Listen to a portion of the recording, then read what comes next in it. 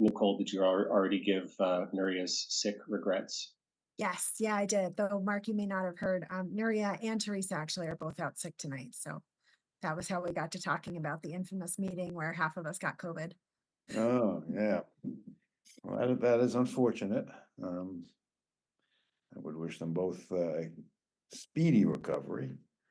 But So we have Chris and Chris here tonight, and also I believe Mark Wolf is supporting as well. okay. And Mayor Pro Tem, Channel 8 is ready upon your cue. All right, let's get going then. All right, Lisa will start the recording. Or I can start it. I think it already started. Okay. Yes, I got a new computer, so everything looks new. So my apologies. Thank you. No worries. All right, well, good evening and welcome to tonight's study session of the Boulder City Council. I'm Mayor Pro Tem Spear. Thank you so much for joining us. We have on tonight's agenda 2 items. Our first item will be a quality of life and chronic nuisance update overview. And our second item is related to the zoning for affordable housing phase 2 project. Before we go into our work items, I would like to outline how the meeting will be conducted. We will review staff's presentations for each of the items, and then we'll have a time for questions. At the end of the presentation, we'll conduct our council discussion with staff. If you have questions, please wait for staff to complete their presentation, and then we'll have some time for clarifying questions. As I mentioned, our city manager, Nuria Rivera-Vandermeide, is out tonight, but we're in the capable hands of Deputy City Manager Chris Mischuk and Assistant City Manager Mark Wolf. I'll pass it off to you, Chris, to introduce our first item. Great. Thank you, Nicole, and good evening, Council. We're excited to bring 2 really meaty topics for you tonight, both coming out of the Planning and Development Services Department. So happy to turn things over to our Director of PNDS, Brad Mueller, who's going to tee up our first item on chronic nuisance.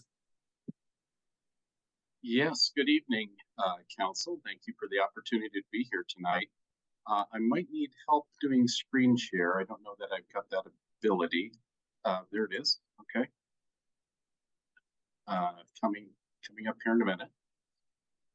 But real briefly, as we get the presentation shareable, I want to just appreciate the opportunity that this is a topic that's been discussed actually before my tenure, as we'll go through the history a bit.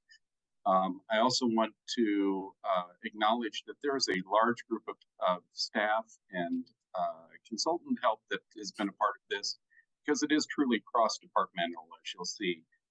Specifically, I want to introduce Amanda Nagel with Unlocking Government. She and I are going to do the presentation together. Laurel Witt has also been very instrumental in bringing this forward as well, and we'll be the 2 main folks providing feedback, and then a large number of others who will be available for questions as we go along. Let me go ahead and screen share. I'm still needing to be enabled to screen share if somebody can help me with that. It says I'm disabled from screen sharing. All right, we will look into that immediately. Thank you, sir. Sure enough. Looks like you got upgraded there, Brad. Go for it. All right, we're good. So, I think with that, you should be able to see it, or are you able to see that at this point? Not yet. Okay.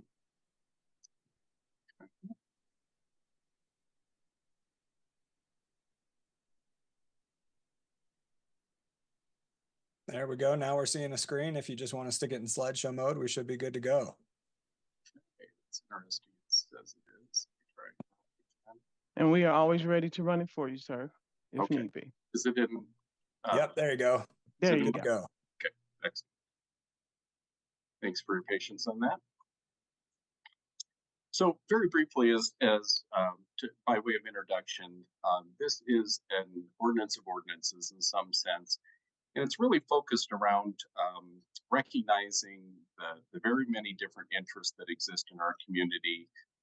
Tenants, property owners, neighbors, institutions like CU and the city, and really a collaboration of work, but also a collaboration of interests and needs. And we've really wanted to be very focused on people and the individual needs. We'll talk a little bit further through the presentation about the outreach done for that, but just really recognizing the large number of unique interests throughout the city. As we go through the presentation, we encourage you to keep these particular questions in mind. Whether council has any feedback about the larger set of topics we're going to first introduce, which are generally characterized as quality of life program elements. And then secondly, the narrower one of chronic nuisance, any particular questions or feedback on the ordinance, and then any other items that council would like for us to consider as we move forward. So with that, I'm going to ask Amanda. Amanda's going to go ahead and give us the background leading up to this item being a council priority. Thank you, Brad. Mayors and members of City Council, city staff, it is really exciting to be discussing this with you tonight. I had the privilege of serving the city as its first neighborhood administrator in about a decade and was able to build what I hope will be lifelong relationships. Many of those reflected here in this work again. I came into the umbrella of quality of life project work with the city after the March 6, 2021 disturbance on the Hill as a consultant. And you'll see as we go through some information tonight that this is really one of the culminating projects in over 3 years of that effort. If you could go to the next slide, Brad, thank you so much. This was initiated through community contact, which is really what had me so excited to engage and start to work on these projects with the city. The University Hill Neighborhood Association asked council to intervene in January of 2021 prior to the disturbance, really to do some effort to improve tensions that had built in the neighborhood and to address some what they perceived as overall shortcomings in the way some programs were being handled and processes were being conducted. So after the disturbance on the Hill, there was a nod of 5 from City Council, March 20th, 2021, that said, let's go ahead, staff, put together a work plan, come back to us with some recommendations of what you think may help solve some of the issues that were coming or better manage some of those issues. Right away, city staff knew that there needed to be more analysis of data. There needed to be a more collective study of information brought together for this work to be done effectively. That was initiated with a 90-day study. As you might imagine, very quickly it was determined that 90 days probably wasn't enough data to look at. So the staff went back and have done multiple phases of evaluation. Some of that analysis going back as much as 5 years. You'll see different representations of different years at different times as we move forward.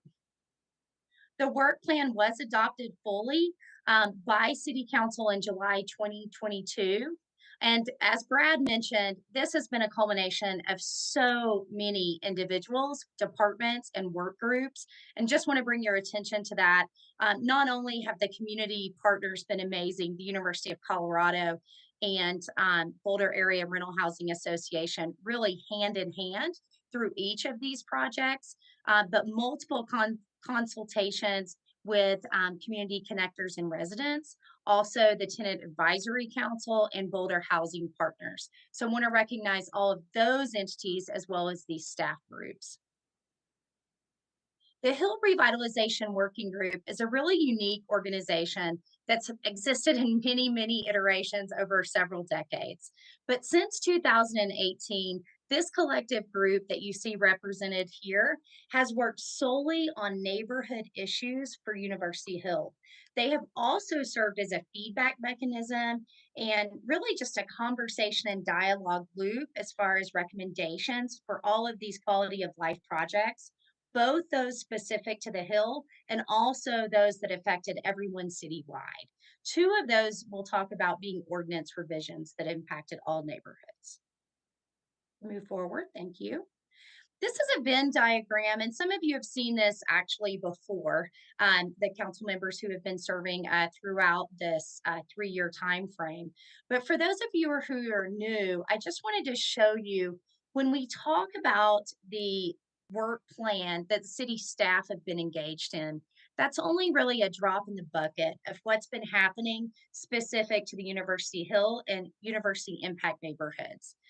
All of this tiny little print that you can see before you represents incredible communication improvements, interactions between these organizations that did not exist before, program changes, enhancements, projects, tremendous hours of work and engagement. The one thing that I can say everyone collectively agrees on that's been a part of this work is that no one thing would make all the difference or impact everyone who thought there should be changes across the board.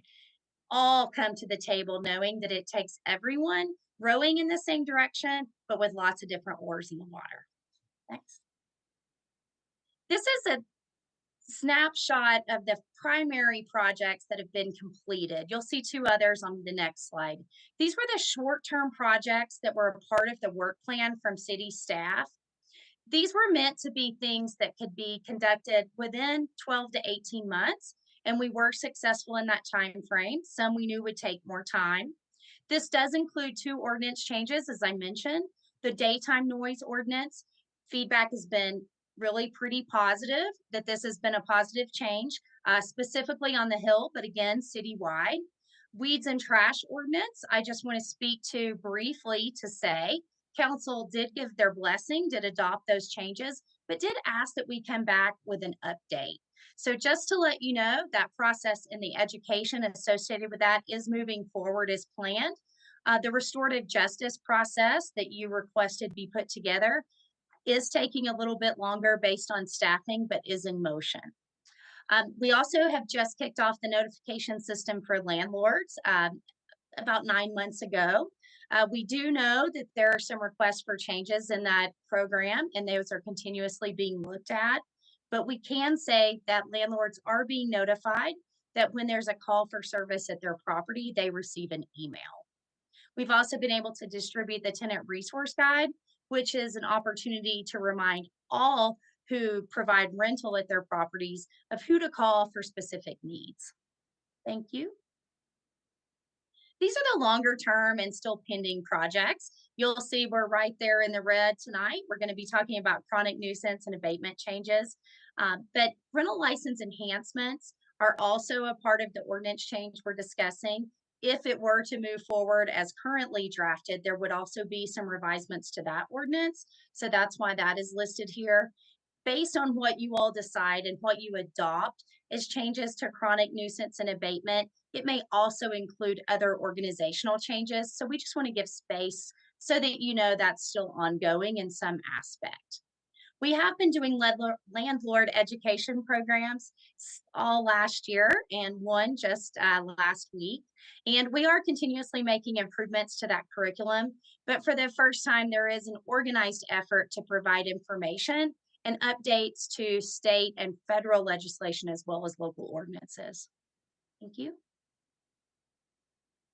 We talked briefly about the data project, and I just can't really emphasize enough how much work has been a part of trying to get a holistic picture of what happens at properties across the city. This is the very first time there's been this type of organized citywide effort to bring code compliance data, code enforcement data, and police data, all and fire data, so that you can see collectively everything that's happening at a property. We'll talk on the next slide, we can go ahead and switch, Brad, about some of the caution associated with bringing all of that data together. One is that different entities may do addressing slightly differently, especially for multi-unit developments. Because of that, there will always be a human impact effort attached to this. No matter how many phases of development we do, we will always go in and verify that the information that's showing is in fact specific to a property. Rental license matching is also something that we'll continue to work on. Because this is filled out by applicants, it could differ from the way that the city does addressing. And I'll also just point out that calls for service specifically come in oftentimes with vague information. The caller may just know that something is happening in a general vicinity. So we know that sometimes those initial calls get refined and more specific.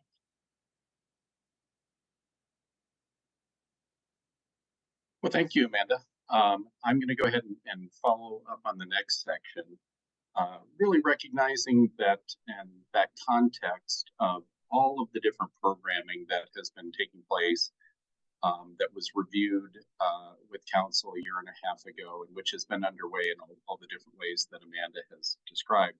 Now thin slicing to the nuisance ordinances themselves and talking through that a little bit.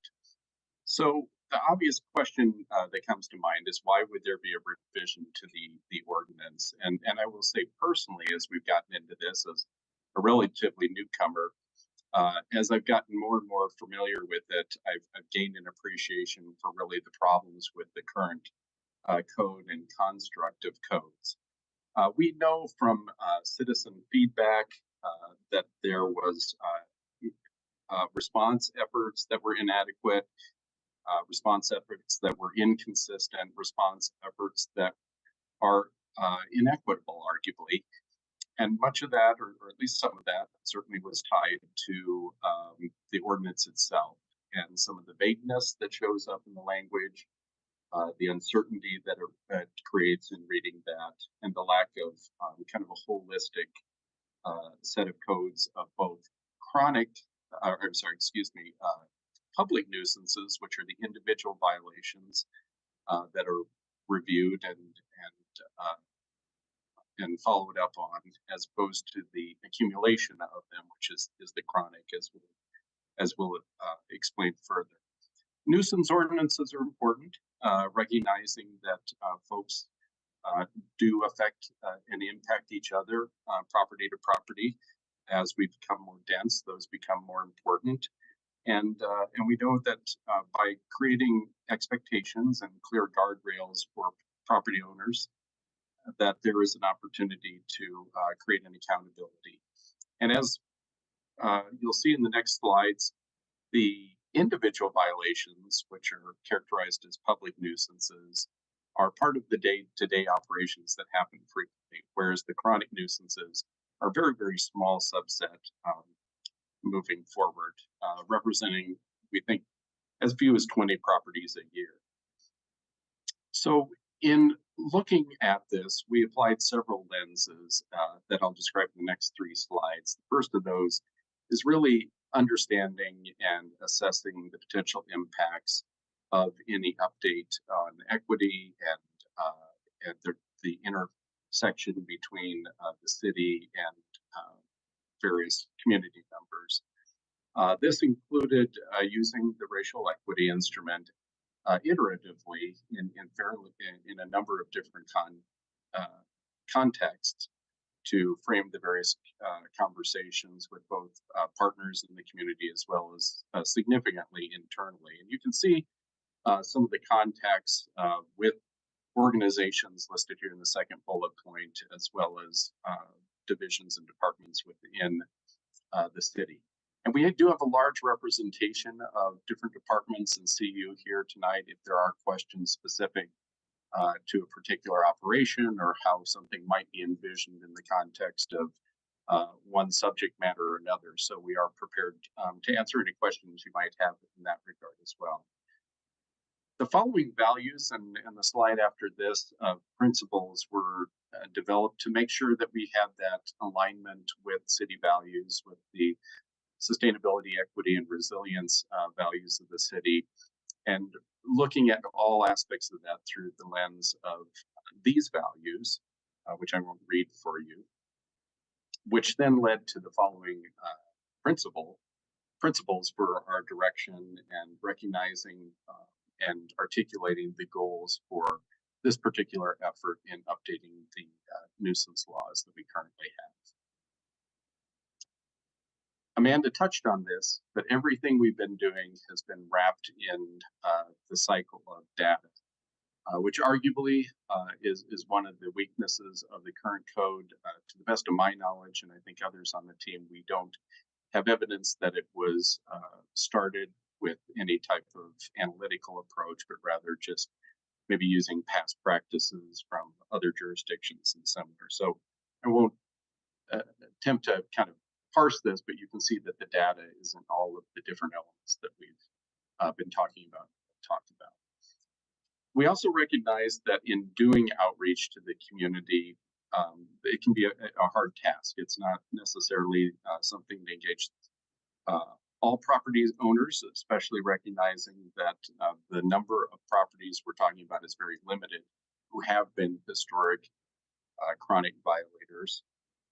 We were able to parse that, as noted in this first bullet point, as those with historic systems of nuisances, and the larger property interests and housing interest in the community is represented by the first bullet point. And then I've already alluded to the city partners that have been part of all of this engagement and discussion, but also important connections with CU and others as represented on the second bullet point. And as Amanda pointed out, while the impetus of this started with Hill conversations and the activities there, this was quickly recognized to be really something that was impactful citywide. There is a project page too that's listed in your memo and provides FAQs and other things like that. What we heard through this engagement was the items that you see here, that there was the confusion about what the various designations of public and chronic were. Those are poorly defined in the current code. What the approach and purpose was as this was being updated, listening to concerns about impacts on various populations within the community, and a concern about the distribution of properties that might have single units on them or multiple ones. And we're going to explain a little bit of the methodology behind that. And you can see the responses that we've been able to follow up on in that time period in the second column here, providing clarity reflected both in the project page as folks are looking at that and the ordinance itself. We developed and refined the values and intentions I went over earlier, as well as multiple iterations and recognizing the opportunity to retest some of our original approaches through the racial equity instrument and the overall strategy efforts. We're going to talk about tiers in a moment, but we made adjustments to that in response, as well as the larger number of dwelling units in certain properties.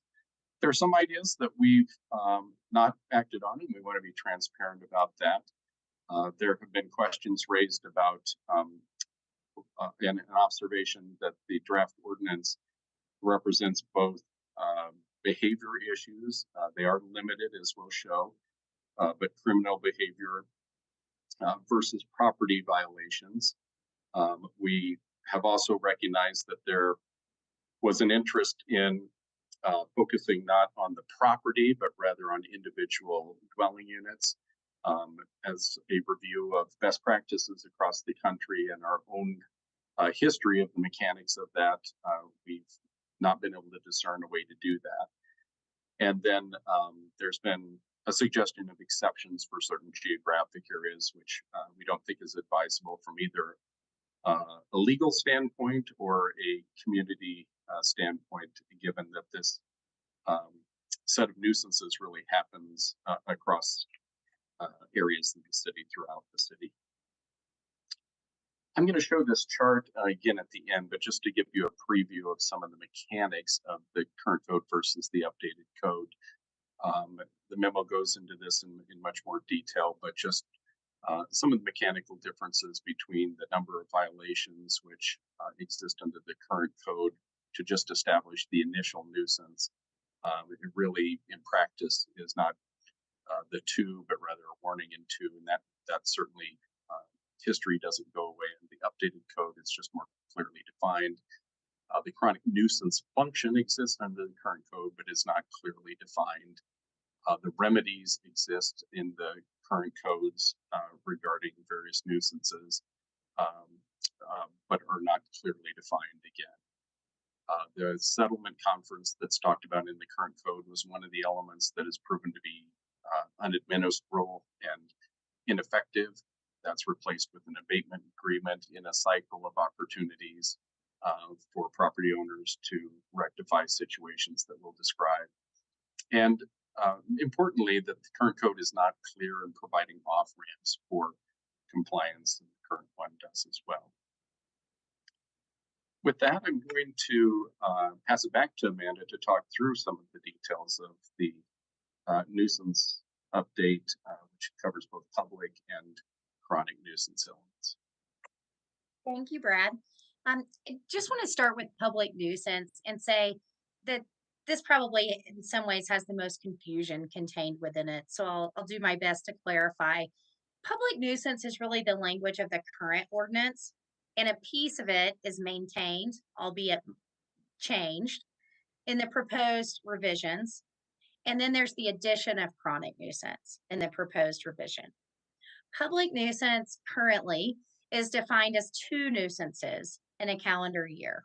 And nuisance, we'll talk about what that comprises of, what acts are included in that in just a few minutes. That part hasn't changed. But it's going to 1, as Brad mentioned, and so it can be utilized as a single incident. However, the intent of public nuisance as we move forward is not about a single weed violation or something that already has its own associated ordinance and set of remedies attached to it. Rather, it's intended to be utilized for a single incident that manifests differently than the norm. So something that is either egregious in its presentation and or it has been continuously unaddressed.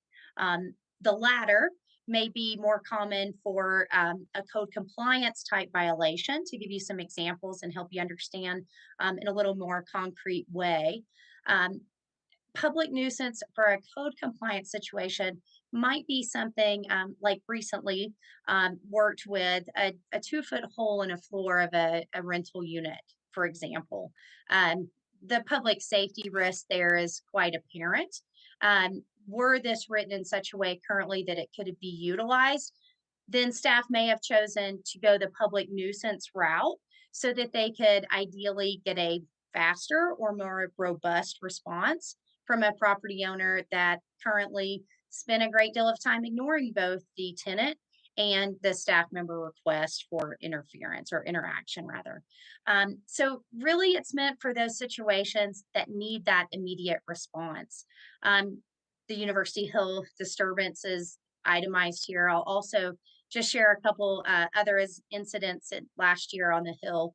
One, there was a contest, quite frankly, of throwing kegs out a 2nd-story window to see how fast and far they could roll down the public street. You can see that that would be a situation pretty egregious in public safety danger and nature. That's when something like this in its revised state might be applied. Next. Chronic nuisance. When we studied the 15 different cities and did a full analysis to really kick off this project, we tried to identify what are the most common elements and how do we start to parse this so we can look at it in pieces so that we can understand it more comprehensively. Those 3 pieces or 3 main components became the qualifying violations, the threshold or number established to identify the term chronic in this situation, and then the remedies or the items, the pathways of accountability for those who do violate at what is determined to be a chronic number of the set violations. Thank you, Brad. So I'm just going to break those down a little bit and talk about the components so that you can understand what's being proposed or what may ultimately be proposed. So the qualifying types of violations, Brad mentioned that one of the conversations in the community so far has been having both acts or behaviors and having property ordinances combined to create this chronic code. And so that is the proposal currently, at least in the current draft, to say really it's about looking collectively at these properties with all of the different violations to say what is the chronic situation. One of the things that the staff did right away was determine in what circumstances would we in no way ever want to limit someone's decision or hinder a report of actions where someone is in danger and needs help. And so the list of exceptions is really just that. Those situations that are deemed whereby somebody on a property should always be able to call and receive immediate service with no potential repercussions to the property owner. So those are, I'm just going to call them out: false reports, false alarms, child neglect, domestic violence, sexual assault, medical emergencies, commercial property situations, and traffic violations. So those are essentially excluded, and you can almost consider everything else being included that would fall under code enforcement, code compliance, fire code, and criminal code. Thank you.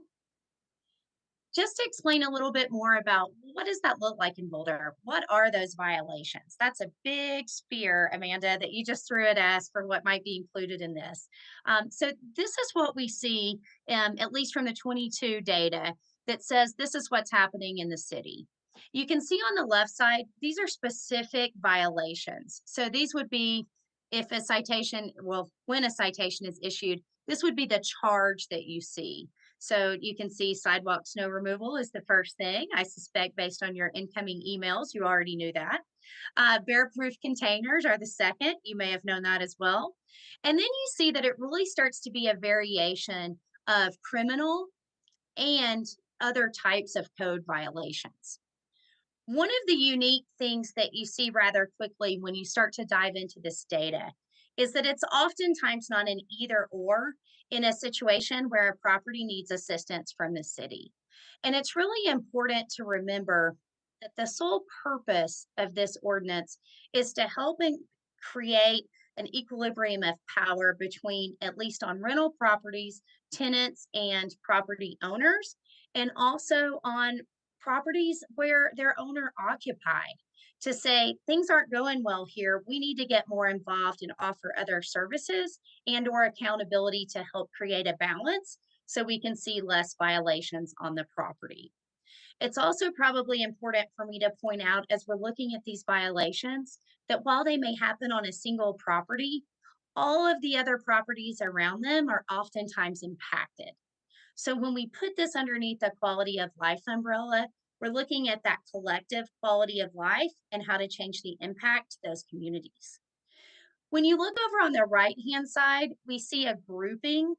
What we did throughout this process is we tried to identify those individual incidents and put them into groups so that we could look at that collectively as we did further analysis to say, okay, the individual things are kind of hard to process and think about, but if we do this grouping, we can really see what's happening in neighborhoods and in community.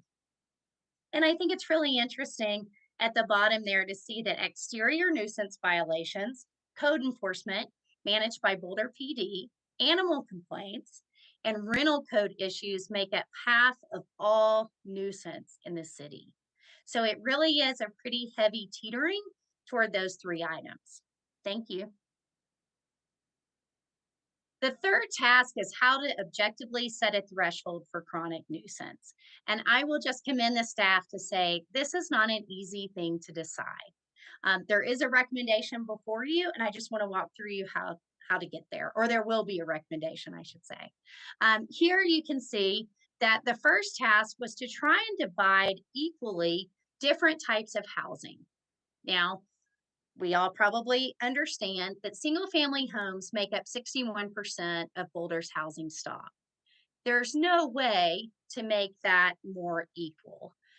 The fact is that that's a majority representation of housing stock in the city. So really what we're left with is for any multi-unit developments to try and group those equally. And here is how that comes out. when you look at overall housing stock in the city. Thank you.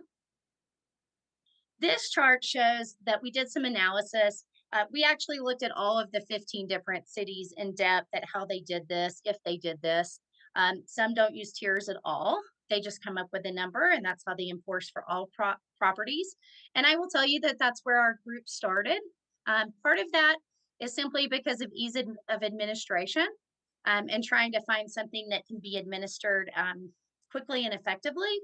And so balancing that need with fairness and equity based on size, excuse me, is how we've ended up where we've ended up tonight. And you can see Greeley and Fort Collins being some of the neighbors that have this type of ordinance where they've landed. And Cincinnati, we use them as an example because the draft currently shares a lot of different aspects with Cincinnati's ordinance. And so we wanted to look at that. Thank you. So here is where we've landed currently. And, you know, want to recognize Boulder Housing Partners, other housing providers, Barha, who all really helped staff to see that moving from 3 groups to 4 groups would be more effective and more fair and equitable to those large dwelling units. Currently, the recommendation is to look at the top 2% of violators in the city and really focus on what is unique about that top 2%. It really turns out to be about 100 properties in the city. So that's where we get the percentile that's circled here for you. And we've gone from 3 groups in the initial draft to 4 groups in the current draft of the ordinance, really to accommodate that large 10+ dwelling unit size. You can see that if you stay at the 3 groups, it keeps the maximum at 19 for that larger group of 5+. And the discussion and conversation was that really 5 units is still not a very big development. And when you get to 10, it starts to be larger. Of course, I do want to say also, there are a few very large developments in the city of Boulder. And so there was a lot of discussion about whether or not to remove those locations to do this analysis. The group did decide to keep that in the analysis, and so they were a part of it. And what I mean by very large really is 250 or more units. So when you add in those properties, it does push up that number for chronic. Thank you. And one of the questions that's come up frequently is there overrepresentation of rental units in that top 2%? The answer, according to our data, is slightly yes. In the top 2%, there is more rental licenses issued to those properties for the study we conducted than in the bottom 98%. What we can also say is that it is not that big of an overrepresentation. So there is slightly more violations for the top 2%. Or I'm sorry, there is currently slightly more rental properties than non-rental properties in that top 2%. And again, that would be roughly about 100 properties. This is the process that is included in the revision, and I'll just walk you through this quickly. The way we've set this up to work is that the system will say, there's a data-driven enforcement tool under development. The idea is that when a property gets close, one item away, one violation away from whatever you all adopt as chronic, the system will alert staff. Staff will then do an investigation to assure that that's true. And if so, they'll send a written notice warning or a heads up to the property. Now, the current draft says that this may happen. It says may happen because there's the possibility that things could transpire so quickly to get from close to a really serious situation that needs chronic attention quickly that they don't have the opportunity to do so. The intent would be to issue a notice if given time. Once that notice goes into place, the property owner has the ability to reach out and engage and work with the city right away. They don't have to wait for any other actions to take place. they can become in compliance, work together, and problem solve collectively, remove themselves from the system entirely.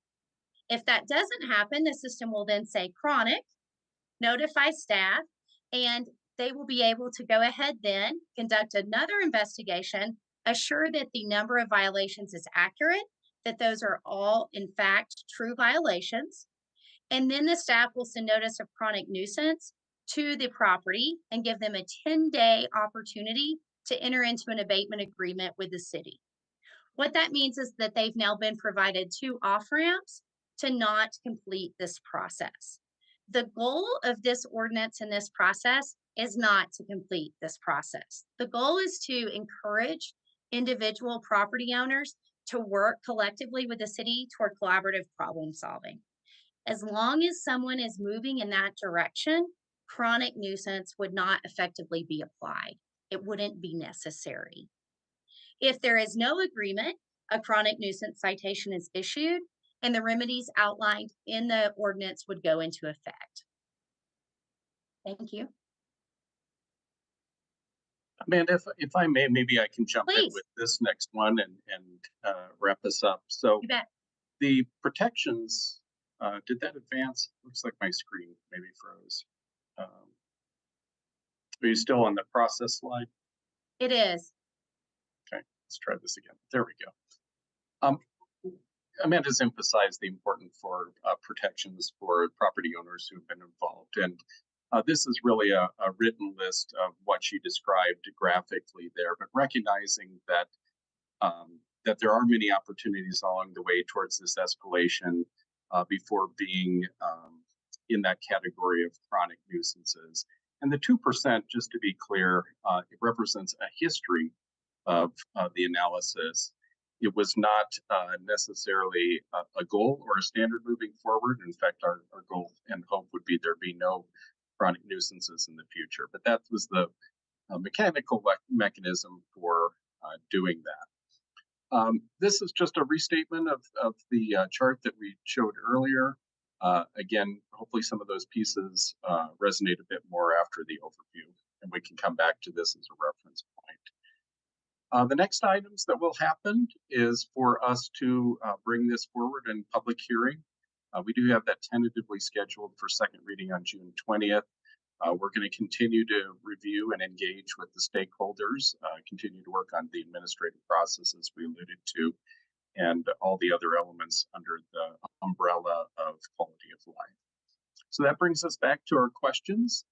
We're happy to answer those at this time. As I mentioned earlier, we also have a large number of committee members who have been part of that, and Sue as well.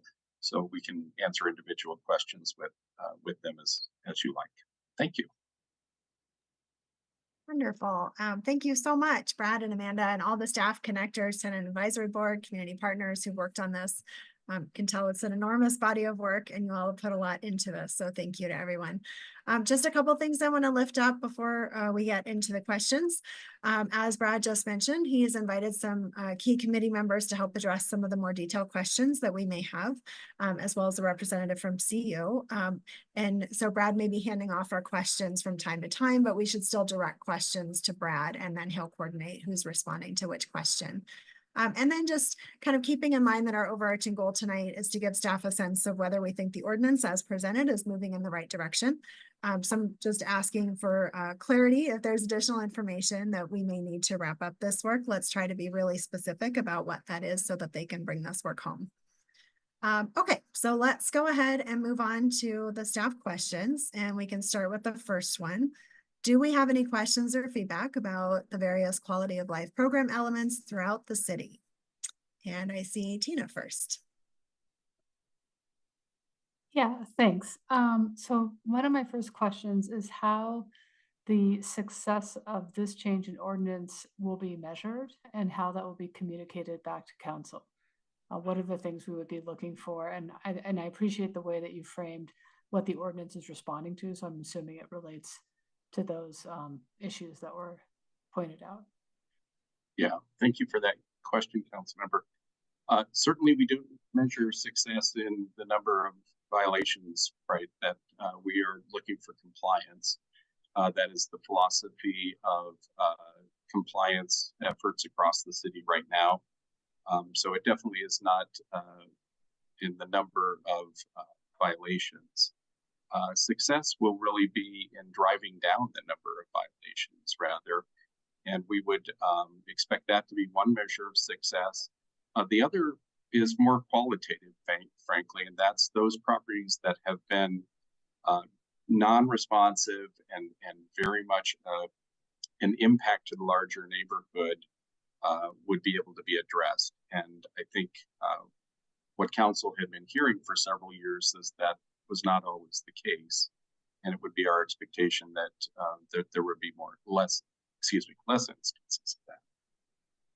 Okay, thank you. And then another question I had was just about, particularly with behavioral violations, and as would pertain to anybody, but in particular students, is there any way that the new proposals would make it more likely for a student to have a charge against them? And also, could that charge be used against them in terms of them being able to attend the CU or gain employment, graduate from CU, things like that? We do have representatives from CU here, and I wonder if it would maybe be productive to invite them to speak, if you'd be open to that possibility. If we could promote Lori Call and let's see who else is. Amanda, who? Yeah, I think Devin Kramer's in the attendee list there too. Okay. Yes, if we could promote the two of them. And I can maybe answer some other questions while Devin and Lori are at. Oh, there's Devin. I'm happy to speak to that a little bit. And so the way that I've read this new, so the criminal charges that a student could face aren't changing. It's rather how how things are addressed kind of in a collective nature. I would say in terms of their ability to remain at CU, our approach is educational. So I don't see this ordinance being a tool for us to remove a student, but rather a tool for us to further engage with students and kind of be a partner to behavior change. Okay, that's good to know, and that would be my hope with that kind of tool. I think that's all I have for now. Thanks. Thank you. Next up is Mark. Thank you. I have a couple of questions, but I first want to say how impressed I am with the work that staff has done on this. It is sophisticated thinking. It's analytical, and I'm very, very impressed. And I also want to give a brief shout out to our former colleague, Rachel Friend, who was very active in getting this ordinance on the road and getting it considered, and I want that to be recognized.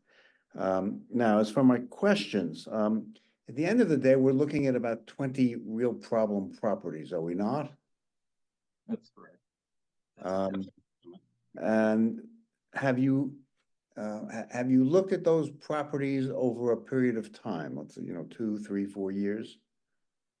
Well, that's how we generated the standard. The tiers that were talked about was using historic data of what ended up being about 100 properties historically who would meet the definition of a chronic as it was being considered at those different number of incidences. Mm-hmm. So in that sense, they've been identified, but we also don't expect or and frankly hope that those are not the properties moving forward that would also be subject.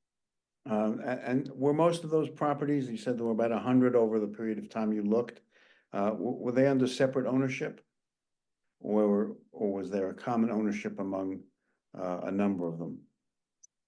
And I would ask the same question with respect to management companies. Were there any particular management companies that had a disproportionate share of those problem properties? and could be identified as part of the problem themselves. I'm going to turn to some of my colleagues to refresh my memory on those particular questions. Amanda, is that something you recall? Mark, we don't really have that specific data as far as ownership within that top 100 lined out for you for tonight. I can say there is some owners who have more than one property listed in that top 100 based on the investigation that we've done so far. What I can also say is that many of them share in common an absence of communication with the city at their core. So that element is common. Some properties maintain throughout the 4-year study. Some do turn over in transition. Okay. And how many of those properties were on the hill versus other were other areas of the city well represented or poorly represented in that respect, in terms of sort of membership in this 20 worst property club? Great question, Mark. Brad, do you want to pull that up? Yeah, I can jump in. We actually have a slide that would demonstrate that.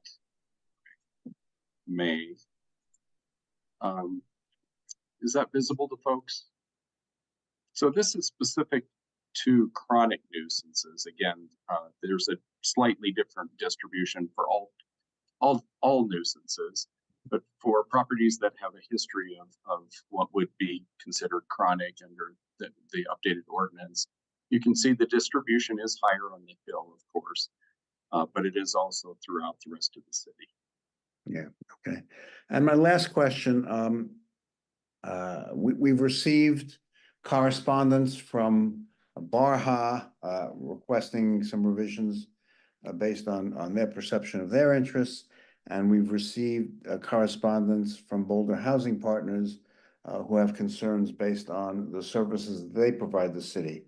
I assume you're going to be in discussion with both of them to see how those interests can be accommodated, or not? Yes, no, absolutely. And I will share too that that's been iterative. So we've had multiple exchanges of those types of observations and questions, and are down, to a list that has it is the one you're more familiar with. But we've been working with them several iterations, and we are committed to working with them and any stakeholders moving forward.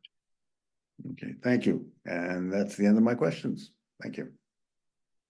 Thanks, Mark. Tara, you're up. Nicole and everybody else, I'm not sure if this question fits into your question. So if it doesn't, just let me know and I'll push it to a different section. So Brad, do you remember that slide where you showed 3, 4, and then 5? How do I put this? Like 10 plus properties? The tier analysis? Yes, that one. Can you just bring that up for a second? Sure. Yeah.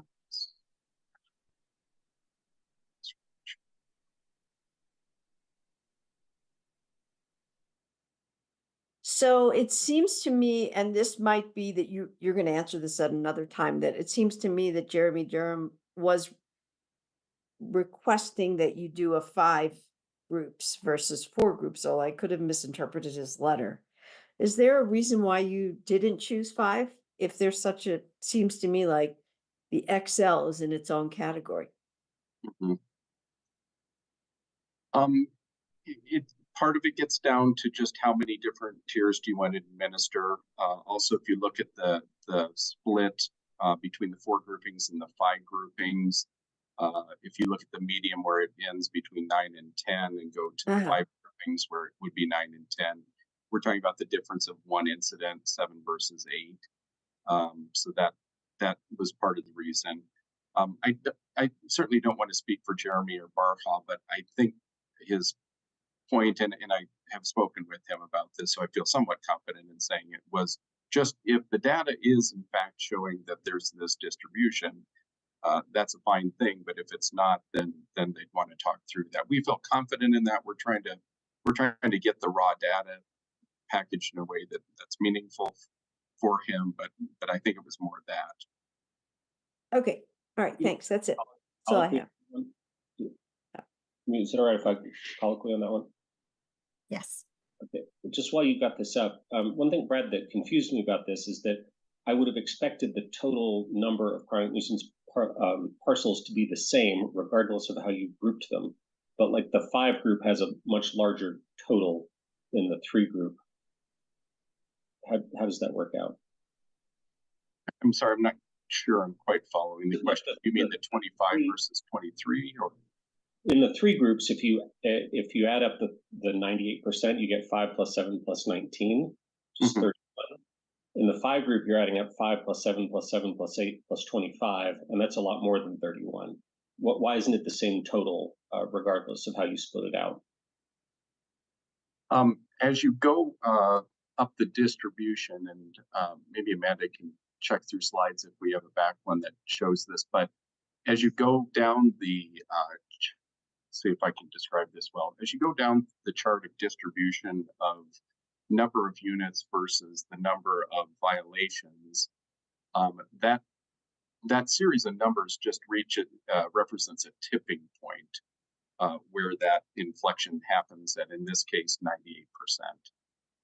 And so the numbers wouldn't necessarily be the same. They're just at a different point, inflection point as you go down that chart. So are you taking 2%? Are you taking 2% of each category then, rather than the total 2% of everybody, and then parceling them out? So it's 2% of all of the properties in the time frame that was looked at, 4 years, that would have met the criteria for chronic nuisance under the revised ordinance. Looking at all those number of properties and then finding where that inflection point is, where it becomes a significant amount of violations, and that works out to be the 2%. Well, that didn't actually answer my question, but I think I answered I think what I said last time, I think is correct. I saw a couple people nodding, which is that you're looking at the top 2% for each grouping of number of dwelling units, rather than taking 2% of the entire city and then dividing it up by the number of I'm sorry. But we got that together. Now I understand. Thank you. Tara, Aaron, you two good for now? All right. Next up, shoot, my screen moved around. I'm not sure if it was Matt or Lauren. It's Lauren. Please. Thanks, Nicole, and thank you so much for taking over the meeting for me while I'm out of town. Very much appreciate it. So my question for staff, one of the key takeaways from the engagement discussion was noted to be groups expressing concern about the unintended consequences of reduced housing opportunities for populations who may be perceived as likely to be involved in behavior-focused violations. And I was wondering how that had been, that concern had been addressed. I think there's multiple answers to that. A lot of it has to do with the administration, and I might turn to some of the partners on the call here, like Judge Khan and others. Laurel, maybe to speak to that too. So I'll just tee that up for a couple of folks here. But some of that's council member is going to be in the administration. So that's the various off ramps and making sure that there's multiple iterations, like in that chart that we showed, the green dots as being off ramps. It's about entering into dialogue, and again, impressing on property owners, both owner occupied and those that represent rentals, that this is really again about properties that are not being responsive and that are not following up after multiple cases. Laurel or others, would you like to chime in?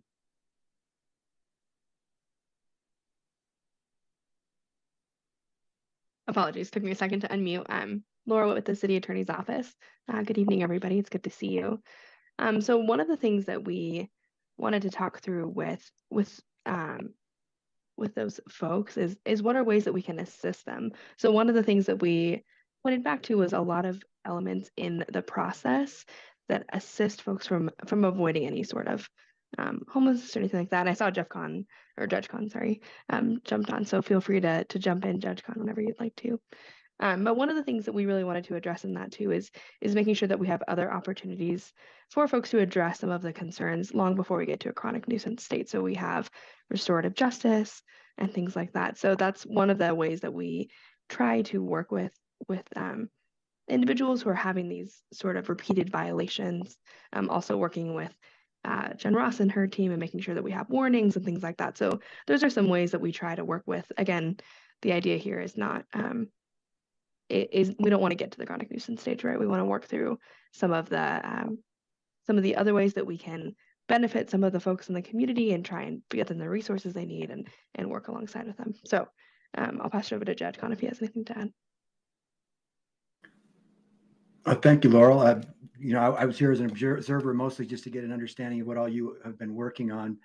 But I think to emphasize the points that Laurel has made is the city attorney's office, as a general rule, is always looking to problem solve, and the court generally is very favorable to those types of approaches. So if something actually ended up either through an appeal process in the quasi-judicial appeal process in front of us, and the court's perspective, we would always be encouraging additional discussion. Sometimes it takes multiple efforts to engage people, and if it gets to the point of them actually having a ticket in our court or appealing an administrative action to our court, we would still at that stage want to encourage some form of collaboration between the city attorney's office and the code enforcement officials, along with the individual who might be cited. So the goal would always be, from my perspective, a problem-solving approach that doesn't necessarily have to have a punitive sanction associated with it.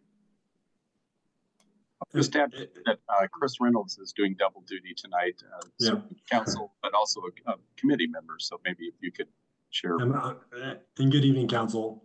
Chris Reynolds, Deputy City Attorney, and I supervise prosecution for the city. And one of the great things that I see is that this, ordinance is just another tool. These problems exist in our community, and I'm excited for the potential for more people and more problems to be brought into the municipal court, because as Judge Con stated, it's a problem-solving court. And myself and my prosecutors, we're not looking to make people's lives worse. We're looking to make people's lives better.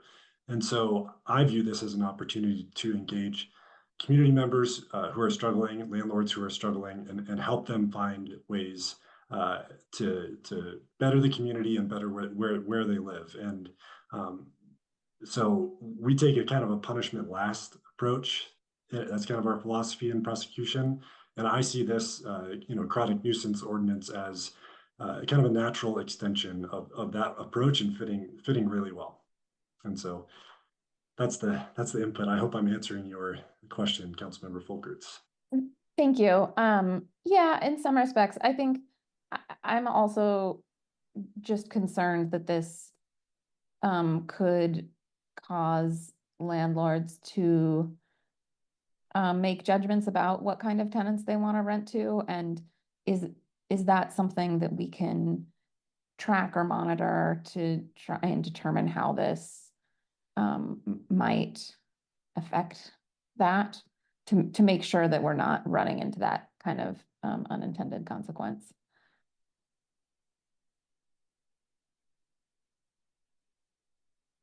Do we have any plan to try and monitor or track that?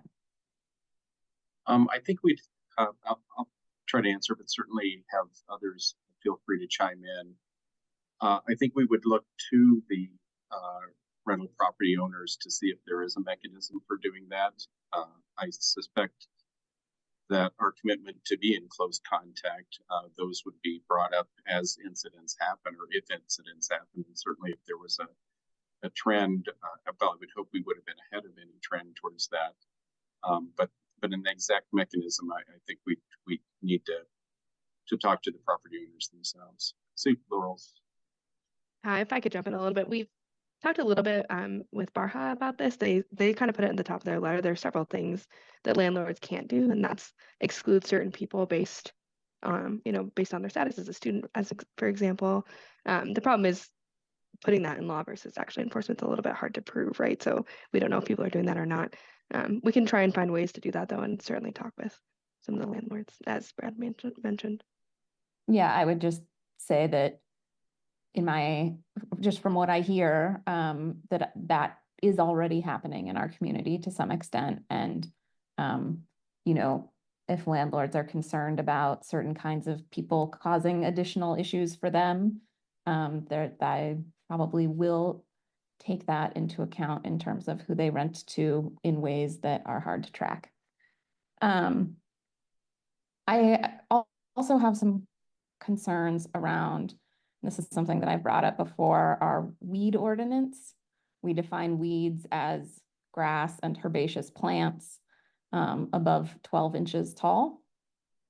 And is there, given that we're sort of strengthening a certain form of enforcement around that, is there any plan to update that definition to be a little bit more specific or in line with our community values? Just given that, yeah, I think that would not allow a lot of native planting. I mean, I know that we are sensitive in how we actually enforce that, but anytime we're using, anytime the rule itself in the way that it's written could be enforced in a problematic way, that makes me very uncomfortable, and I think opens us up to unequal enforcement and problematic practices. Yeah, we can go in depth on some of the individual violations and the ordinance for enforcement. I will say there are dozens and dozens, right? So as an ordinance of ordinances, so to speak, we didn't consider it within the scope to question or kind of re-examine the dozens, maybe hundreds. I can't remember. We've got a spreadsheet of different ordinance clauses that would be. There is no doubt legitimate reasons to look at any number of, the qualifying violations that are underneath that umbrella. We can certainly flag the concerns for weeds. Our department will be doing an update, well, as you know, on landscaping from the retreat. So it makes perfect sense that we could do that. We do have both Jen Ross and Jen Riley who help enforce that if you wanted to go into some detail about current practices, but okay. I trust that our practice, I don't hear as many complaints around practice as I have concerns around just the letter of the law in this case. Thank you. That's it for my questions. Thanks. I'm going to jump in just because Laura and I kind of a colloquy on yours, and this is just to check my understanding, Brad, of what we're talking about here. So as I'm hearing what our plan is, the only time we should get to an actual chronic nuisance violation is when the property owner is ignoring us. So if a tenant, for example, has behavioral issues that, maybe sending them through our court system or something like that, and the property owner is in communication and problem-solving dialogue with us, we don't get to that final stage. Am I understanding that right? Or is there something that... Yeah, that's true. And it's true in a very practical way that some of our enforcement folks could talk about just how hard it can be to get the attention of a small number of property owners and how that escalation needs to get higher.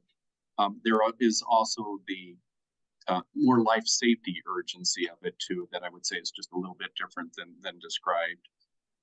But fundamentally, that is the complaint that has grown over the years about where's that tool to make sure that we can hold accountability for situations where there's just not responsiveness. It can be again, a owner occupied who just is not answering the door, so to speak, or it can be a tenant or a property owner who is maybe as a REIT, real estate investment with hundreds of properties and barely knows where Boulder is. So it is for the worst of the worst, so to speak. And when you say life safety, that's like the example that Amanda gave of the 2-foot hole in the floor. Exactly. Okay. Yeah. Okay. Yeah. Which is a real life example. Thank you for clarifying. Sure. Matt. Thanks, Nicole. My question sort of piggybacks a little bit on the enforcement side. And more clearly, on the timeline, we've kind of seen, generally speaking, up to this point, a relatively forecasted timeline of how we're getting to these each different segments. But when we talk about sort of overall enforcement, that seems to be a bit more ambiguous. And so we have sort of the structural alignment of code compliance as being TBD. And in my conversations with a lot of folks in areas that feel that chronic nuisance and or just general quality of life ordinances don't get enforced at maybe the frequency or vigor that they should, when they hear that we've got this big chronic nuisance thing and really take care of that top 2%, it's kind of falling on deaf ears a little bit. And I'm concerned that this should be celebrated and should be met with a lot more excitement that we're finally tackling it. But I think what's subduing that is that there's a general malaise around, well, it's just another ordinance, and we don't generally enforce them to a place where we feel confident that the ordinance is having proper effect. And so I know a lot of the challenges of why that's the case now, but obviously changing and modifying our compliant, our code enforcement structure is going to be a vehicle to get to better service. And so I'm just wondering, how do we get around from the TBD? What can we expect? And can we kind of move that along? Because I'm worried if this sits on the books, we're going to get people frustrated that yet again, there's going to be another quality of life thing that doesn't meet community standards in that regard. Yeah, thank you for that question, Councilmember Benjamin.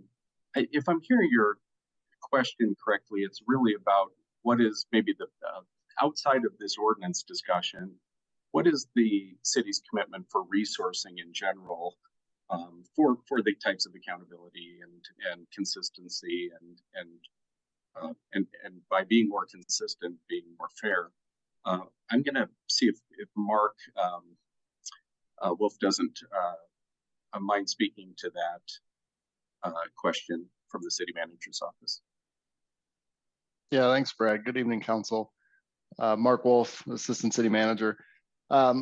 You've heard the word constrained, and without Nuria here tonight, I feel obliged to say it. Enforcement's a huge piece of this, and I appreciate you recognizing that. I think for us tonight, the important first step is to receive council feedback to gauge interest in making the ordinance change. We have begun preliminary review of all the different functions across the city that touch enforcement, and we think there is an opportunity to do things more efficiently. What that looks like within our existing resources and how we can support this ordinance if it does move forward towards implementation is something we're thinking about a lot. I think there's some efficiencies that are a huge piece of that.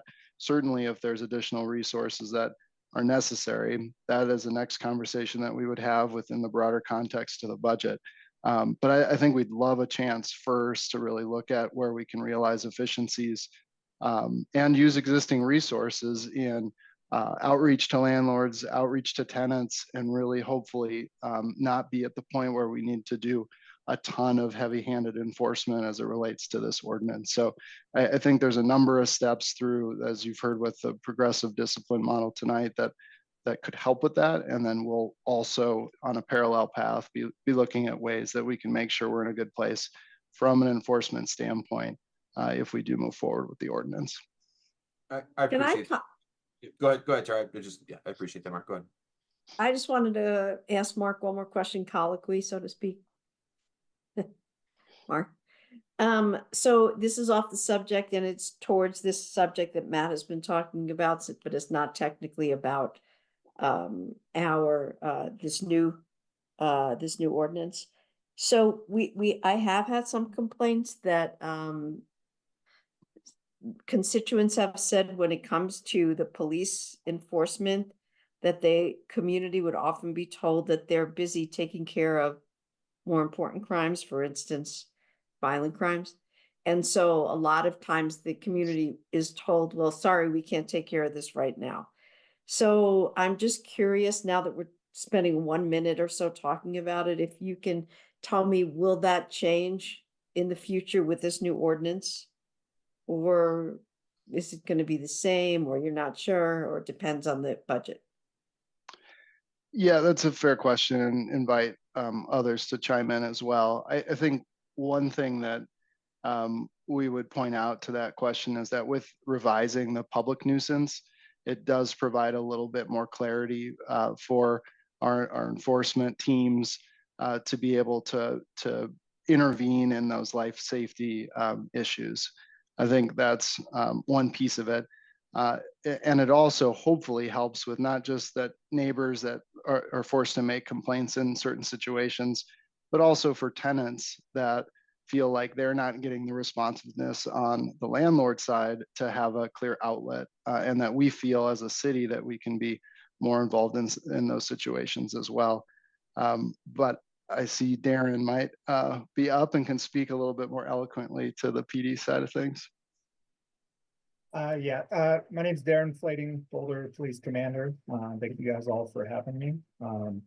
So to talk a little bit to that point, I think the one real benefit to this program is that, you know, there's always going to be instances where we're going to be unable to respond to a call just based off of priorities. But the nice thing about this is that this data is still being collected, and it's something that would still be caught on the back end, to where, you know, if there is something where we don't go out to like a noise complaint, for instance, in the moment, it's not like that data is just lost and goes away. It's still something that is going to be addressed, like I said, on the back end, which is a huge step for us in helping to try to change that behavior and help out the overall community. Because, you know, if we get that initial call and we don't go to it in the moment, a lot of times that falls off until someone calls again about that problem. So I think overall it gives better accountability, and this is really going to help for like those landlords that would like to be involved and like to know what's going on their property, of getting them looped in sooner, and hopefully again helping to address that behavior so there's a better outcome for everyone. Great. Can I just close this off with Mark here for a minute? I guess, and I appreciate that answer. I guess what I'm really trying to center on is, are we trying to, is the goal to kind of roll this ordinance out, get chronic nuisance, sort of hang out for a year, see what happens, and then look at it? I'm just trying to work backwards from an expectation perspective of when might we have that ATB or budgetary conversation. I don't see how we get to that community satisfaction without more resources, candidly. So I'm kind of jumping to that being like an obvious a conclusion here. So I just want to know, are we talking a couple years? You know, TBD is a really opaque framing to give when so much of this project has had very clear timelines. And so I just, you know, I don't want to put you on the spot and you need to give me a day, but I think community needs some semblance of this is going to happen this term, or rough. I mean, we all know plus or minuses here, but something would be better than just TBD. Yep, that's fair enough. And I think the first part of that answer is, once we receive the feedback tonight and understand when we're able to bring that ordinance, which could be soon, right, within the next couple of months, at that point, we would be able to set the so-called list and begin that direct outreach to landlords that would fall on that list, right? And so we hope that that's some immediate impact there, where we have the data to start saying, hey, we need to begin this conversation. I think we can do that, and Brad and team can correct me if I'm wrong, but we can do that with existing resources to get going right away. In terms of the volume of enforcement, I think, again, we will continue along a parallel path to try to find those efficiencies now and prepare for 2025 budget if the team, after that analysis, decides that we really do need, in the balance of everything else that we do, to pursue more resources on the enforcement side. So it's a both and I do think there's some meaningful steps we can take right away. Great. Thanks, Mark. Thank you, Matt. And Ryan. Thank you, Mayor Pro Tem. Brad, I have a question about one of the slides. If you could pull those up. You have a slide on the frequency of complaints. Snow removal was at the top. Possible to show that? Sure. Yeah. And while it's coming up, thank you, Brad and Amanda and team. This is very comprehensive, and I know it's the product of a lot of work and vetting. So I'm impressed with the overall body of what you have. Just have this one data question. Once I see the slide, I will say it. This is the one you were thinking of, Councilmember? Yeah, it's great. Thank you. Okay, so my question is on the left-hand side. So these are the top incident types. I take this as these are top in terms of frequency of happening. Frequency, correct. Period. I'm curious how this would translate to our chronic nuisance framework of what does it look like for those that have happened 3 times or whatever the higher frequency would be. Does it look similar? I guess I'm wondering, like, for example, is sidewalk snow removal still at the top from a chronic standpoint, or does this list look totally different, or do we know? And that maybe we don't know. And I'm fairly sure it does. Amanda will help correct me, and we may even have a slide on that. So I'm going to stop sharing and double check if we do. But Amanda, can you keep me honest on that one question? I am looking. I don't know that we've used the thresholds that are drafted or recommended here to run that data. If we have, I don't know that we have it available for you tonight. That's fine. Understood. Okay. Then in the future, I think this would be important for understanding the impact of the regulation, because these are the complaints in my mind that we would be seeking to redress. So sounds like we might not be looking at the actual distribution of what the complaints are that this would address. So, which is fine for now, but I'd look for that in the future. We can definitely get that, and apologies, because there's in the back of my brain, we maybe have an iteration of a chart somewhere that has that, but we don't have it. Sounds great. Overall, this is great. Thank you. Okay, that's it. Thank you, Ryan and Taisha.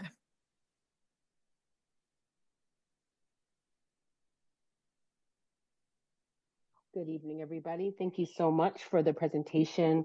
As a newer council member, it was very helpful to get the background. So I have a few questions. The first is, I don't know where to begin. I'll just start with an easy one. What changes were made to the plan or approach based on the use of the racial equity tool? Yeah, thank you for that question. Elizabeth is with us, I believe, on this call, and I will ask if I can put her on the spot, because she's really been a both active assistant with that and champion of it. So Elizabeth Crow, would you mind talking to that? Sure, I can start and then probably kick it back a little bit to Brad and Amanda. Elizabeth Crow, Housing and Human Services Deputy Director. Thanks for having me here. I will say a couple of things, and one is that the use of the racial equity instrument really helped kind of bring into focus the attention we needed to pay to avoid stigmatism of neighborhoods, of communities, entire populations, of landlords, being really careful not to paint entire populations and neighborhoods with one brush. Recognizing that if there are community members who may be disproportionately impacted by the ordinance itself, they have neighbors that are also impacted or potentially. We developed things like the principles, the values approach from the racial equity instrument, and in parallel and related communication with BHP, with Boulder Shelter, other organizations, and our own staff in HHS and other departments that regularly work with community members who are experiencing that stigma and those disparities and those challenges pretty routinely year round. And really just wanting to make sure that we are connecting this issue along with the other supports that the city already has, that I know for our HHS staff feel like we already know they're not adequate, right? And yet we do have mediation, we do provide rental assistance, we have programs like Building Home that are helping people who've, for example, become unhoused and are now housed to understand what's expected of them and have the support they need to be able to thrive. So the instrument really helped underscore all of those dynamics. There were some, again, specific areas I know that we looked at in the instrument that were raised by BHP and other organizations that I think Brad and Amanda can address specific changes in the approach. But generally speaking, it really helped us, know who we're talking about and try to see what the potential impacts could be, both the potential, negative impacts, but also really positive impacts on neighborhoods. Awesome.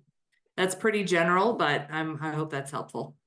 Yeah, I think, again, moving forward, again, it's great to use the tool, but it's not clear to me how the tool is being used and what changes have been made based on the tool. So thank you for articulating that. A couple of things. One, I was surprised that in the use of this tool, there was nothing that came up around even just the terminology that we're using. So, for example, we know that landlords is a term that is hopefully getting more obsolete. We are not an aristocracy in the 1700s, right? And so I'm not clear on, and I do know that there is some stigma and challenge around that term. So I was surprised that that didn't come up in that analysis around racial equity.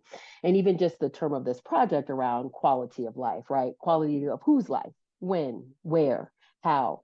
Because it seems that when I dove into the actual documents and realized, oh, this is about chronic nuisance in the neighborhood, this isn't quality of life, right?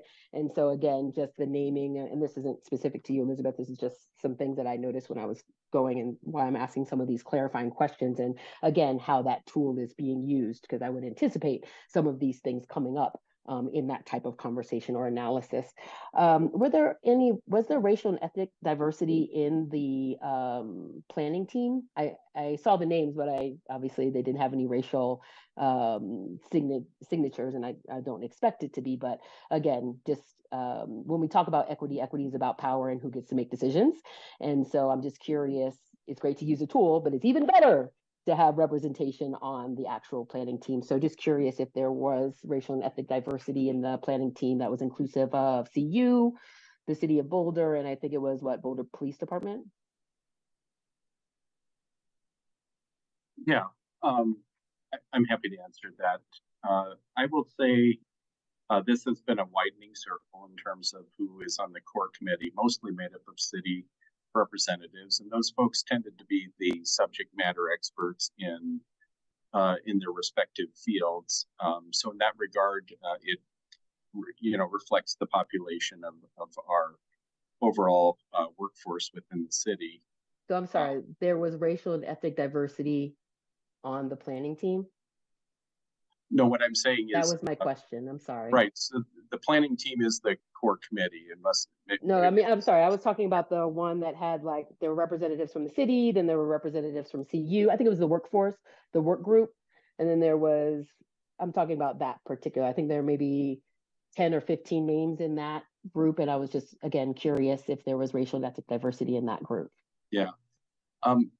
Brenda Rittenauer is with our communications team and actually has had a longer history with that before this initiative was even started. And so, Brenda, if I can maybe ask you to speak to that, you probably have a better holistic view. Yeah, I think you're talking about the Hill Revitalization Working Group is the slide maybe that you're referring to? Or basically just... Yeah, and so I'm just wondering. I hear again, what you're it's great saying. to use a tool, and I'm curious who has been ever coming together for this. If there are actual representation of people with lived experience that have different racial and ethnic identities. So that is my question, and that's just. And I think I think to Brad's point, different groups have touched it in different ways. Hill Revitalization Working Group, not really the core planning team of this this particular action, although historically informed it. And that group membership has changed over the years. Right now, I think there is some racial diversity from the neighbors that are on that group. But I haven't done I haven't asked folks to identify themselves in that way. So I wouldn't want to speak for them in that way. But also then the work to actually put together most of what was talked about tonight, as Brad said, was that staff team.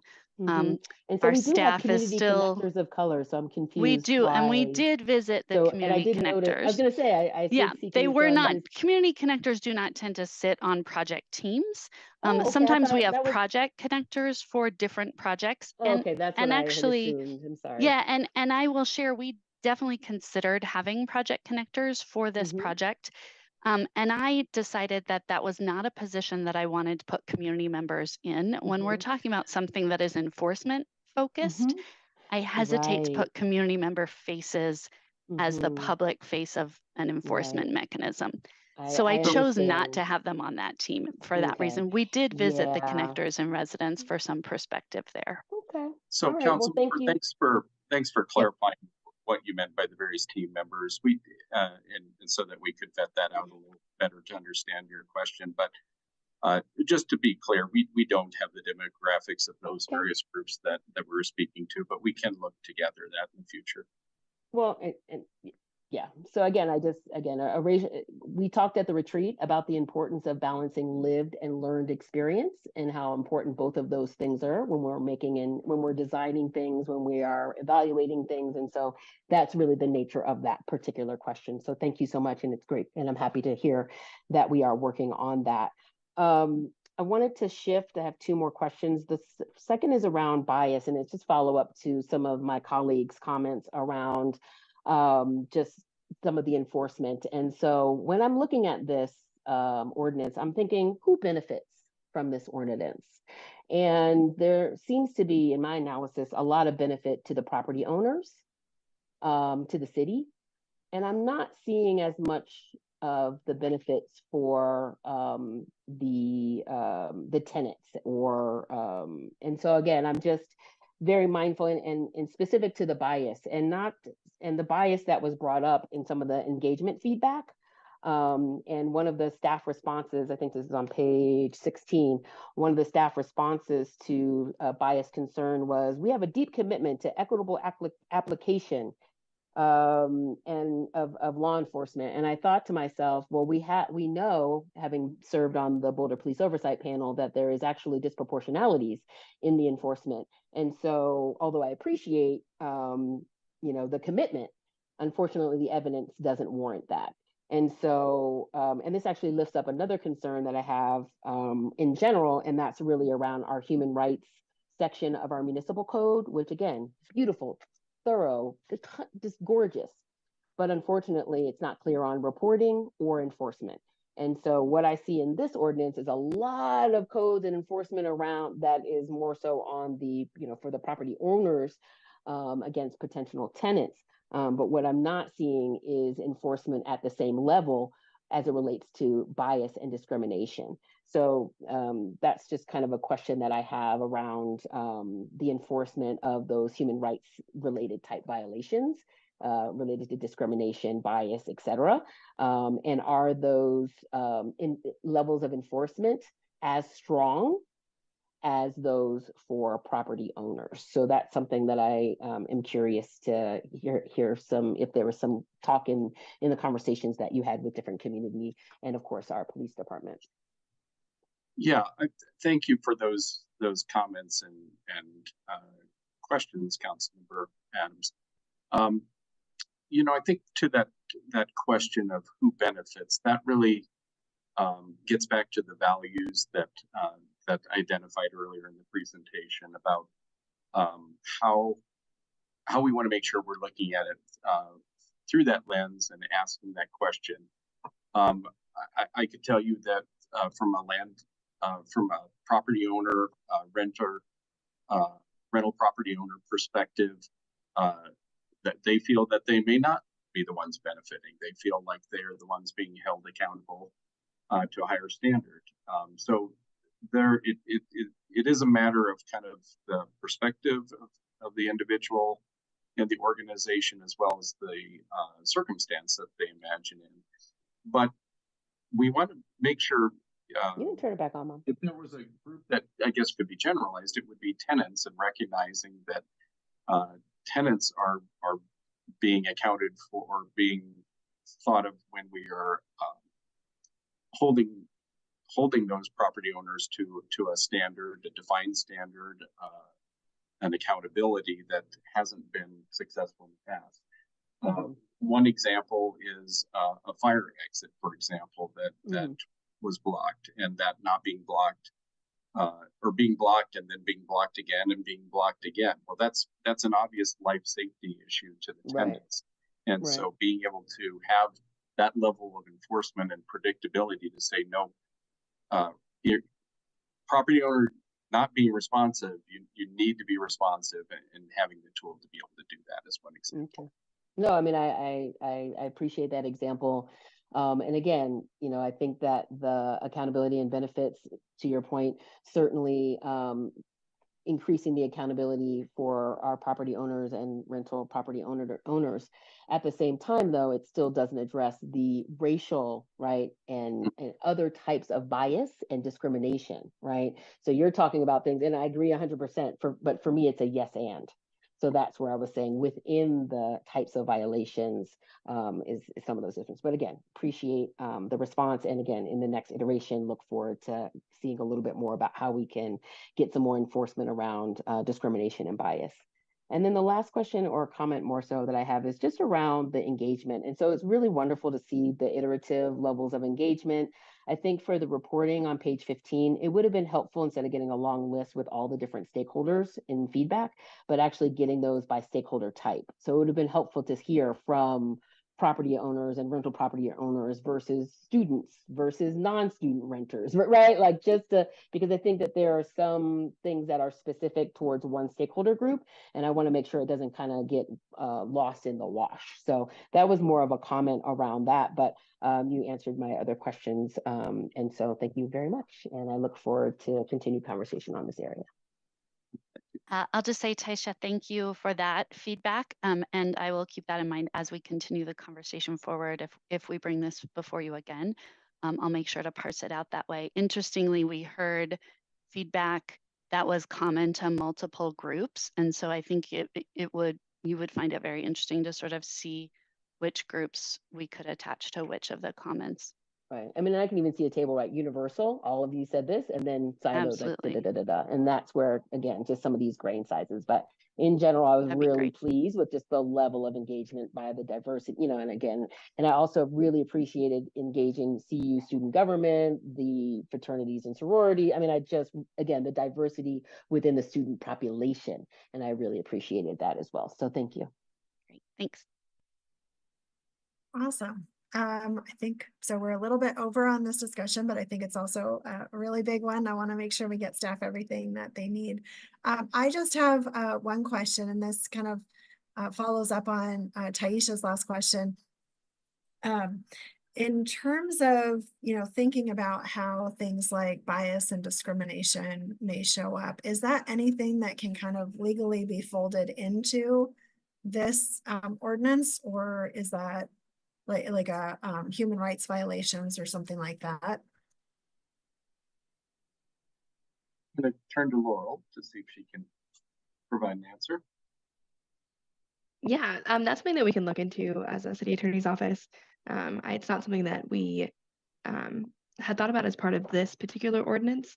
There are other discussions across the city for other reasons, but for this particular ordinance, one of the things that we were kind of looking at was how could we empower our city enforcement staff to be able to have some of the flexibility to address situations depending on the situation, depending on, you know, past behavior, all of that. So we were trying to give some flexibility there, but I can certainly look into that before we bring it before council. Thank you. Okay, does anybody have any other feedback on the ordinance language? Otherwise, I'm going to try to sum up and we'll go from there. Yes. Are you asking if we have any comments now? I think folks were kind of sprinkling things in. So maybe if you have any question, any feedback on the ordinance or anything else that you would like to include in the things for staff to think about before they bring this back to us in the form of an ordinance. Now is the time. Aaron. Great, thanks, Nicole. Yeah, I was holding in mind because I was going to address number 2 about questions or feedback on the ordinance language specifically.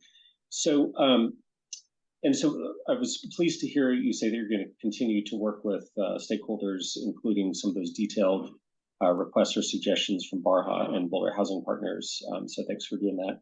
And we did get an email from Jeremy Durham at BHP late this afternoon, which I understand you'd seen before. And it sounds like there's some flexibility and an openness to addressing some of those concerns.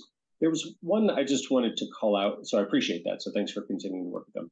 There was one thing I wanted to call out in particular because I thought it went past BHP's specific concerns, and that was about how it is a defense for a landlord to not be a chronic nuisance if they can prove that they've issued an eviction notice on the tenant. And BHP pointed out, rightfully so, that I think our goal here is to get people to come into compliance versus evicting folks, right? That we're trying not to have folks lose their housing, but to bring people into compliance. And so there was a suggestion that an additional defense could be the issuing of a demand for compliance with lease terms. And so I just wanted to highlight that just because I don't want to see us having an unintended consequence of increasing evictions for landlords to kind of get out from being subject to this. So could you address that one in particular, please? Yeah, we've had a very initial conversation about the items. I think that one, and Laurel can pipe in, but I think that's one that we certainly appreciated and understood the intent of and needed to kind of go back and check definitions in case law for those types of lease agreements, but we certainly understand the intent. Laurel, I should let you answer. Excuse me. No, that's exactly what I would have said, Brad. Thanks. Yeah, we'll just look into it a little bit more and just make sure there's no unintended consequences of adding it back in. But it seems like a good idea. Yeah. Okay. Thanks for that. And I'll just thank everybody for all the extremely hard work on this and for balancing all the different pros and cons and needs of the community. So I think this is on the right track. I'm looking forward to you all refining it a little bit more with some of the feedback that's been given and moving towards an ordinance. Thanks. Thank you, Aaron. Tara. Oh, I just wanted to take the time to say to staff, thank you so much for doing this. It's been many years, and neighbors and in the Hill especially, I can speak for, have not really had a way to solve some of these problems. And I believe you when you tell me that this is going to help. I truly believe you. We did talk about enforcement, but it's really hard on the neighbors, to have to be their own police and have to call the police about other neighbors. It's just very stressful for them. I guess they feel like tattletales. Everybody wants to be that, but suffering from a very small amount of offenders, it would be great to see those particular offenders be held accountable in a way that causes them to become better people, let's just say.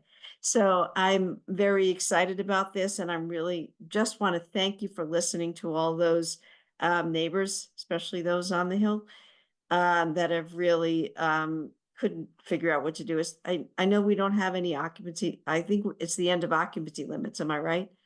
So the community, we've told the community that we didn't want them to conflate occupancy with chronic nuisance. And I agree with that. We shouldn't conflate it. So that's why I'm very excited about this, because they are really two different things. And I'm hoping we can show the community that we are taking their concerns seriously, using the, as many have said, the racial equity tool, and also helping people to have better experiences with their issues where they cannot seem to find solutions under the current way things are. Thanks, Tara. Matt. Appreciate, yeah, and just great work. This has been a long road. So a lot of people have been at this for a long time and have covered effectively. This is the third council that this work has touched. So hopefully this council can wrap it up and allow folks to sort of move forward. My one comment kind of circles back to one of the recommendations from BHP. And this is something we're going to continue to invest in, which is exemptions or different accommodations for permanently supportive housing. I mean, I think we've got to think about that differently than we do rental or regular, owner occupied. I think we need to think about that differently for obvious reasons. Certainly as we think about the high system utilizer program that we're about to embark on and other supportive housing that we want to engage with in our community. So I would just encourage staff to start thinking about how do we make sure that we're going to be obvious calls for service because of who is often needing that type of housing and services. But we need to figure out a way that can accommodate everybody's needs and not get caught up in this chronic nuisance in a frivolous manner. So anyway, I just encourage us to look at that in a different light. Thank you, Matt. Ryan. Thank you. I have just two comments. First, council members Folkert and Adams and Mayor Pro Tem Spear each talked about in a number of different ways just being very thoughtful about the potential impacts of enforcement and that we have equity and justice in mind. And I would just like to support what they said and say I'll be very excited to look for anything else we could do to really advance that in this work. And then the second thing is Councilmember Marquis talked earlier, and I think others did too, about outcomes. And I was just thinking, well, I understand that we're not going to go item by item of the ordinances because this is an ordinance of ordinances and we don't have the scope to go into individual updates. I do think that the idea of outcomes makes me think about some of these ordinances have different kinds of system effects. Snow removal one especially. I mean, this is an issue that on one hand, some measure of what's happening is literally the number of complaints. But this is another thing is this is our transportation system. And when snow is not removed from sidewalks where it needs to, you don't have a fracture in a transportation network. And I'm just curious. I'd be curious to know if there's a way to go into this with some thought to some of these system effects, and if there's a way to understand data and performance.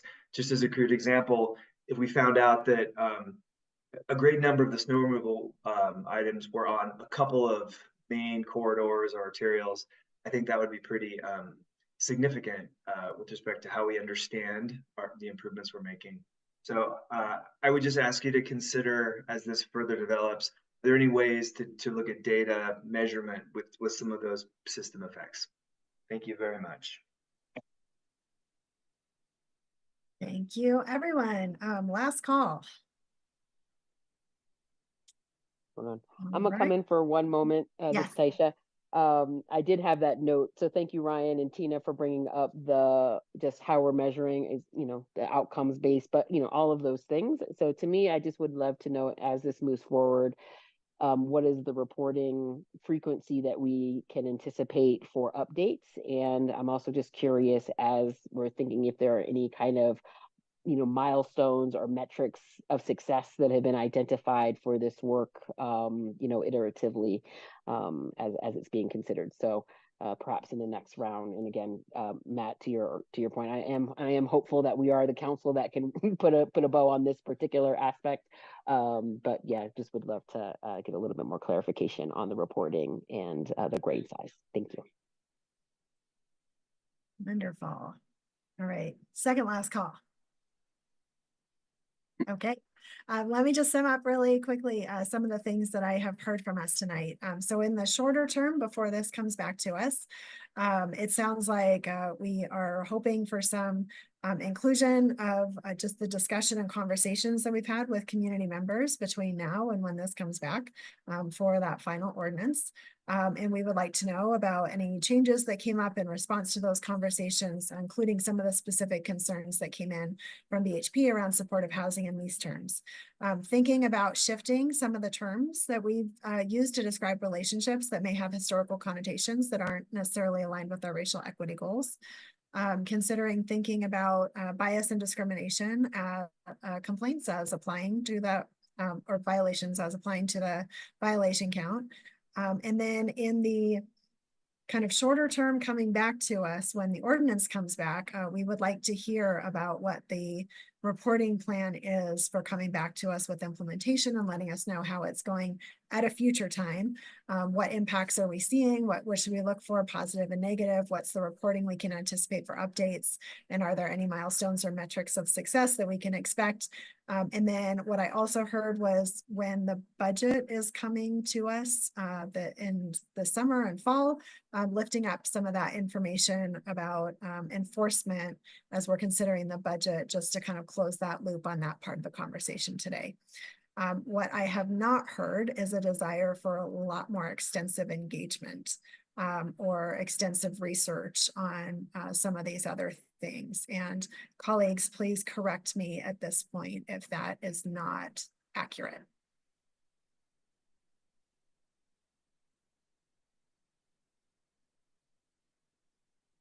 All right. Brad, do you have everything that you need from us for this discussion? I think we do. Thank you, Mayor Pro Tem Spear. And I just want to thank you all too for your acknowledgement of the large team that worked on this. Of course, Amanda and I were the main speakers, but a lot of people, and I appreciate you all acknowledging that and the complexity. And we are happy to have been able to come forward this evening. Thanks. Wonderful. Thank you so much. Colleagues, can I get a show of hands recognizing that we are about 20 minutes over where we intended to be? Would folks like to take a 5-minute break? The other option is that we move through and turn off our cameras and stretch during the presentation. That doesn't give staff a break though. I saw one thumbs up for a 5-minute break. Yes, thumbs up, break, 5 minutes. Yes, okay, great. Let's take a 5-minute break. That brings us back at 7:56.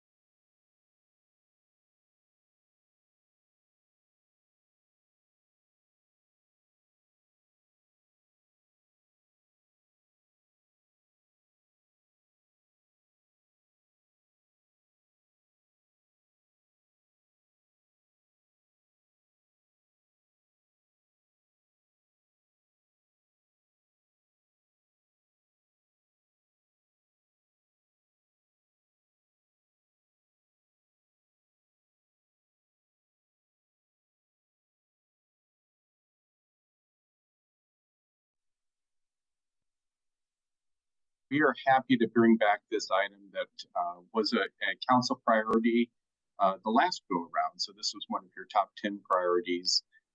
We were able to work with you last year, and you made the decision to go ahead and approve phase 1, which we followed up on and is now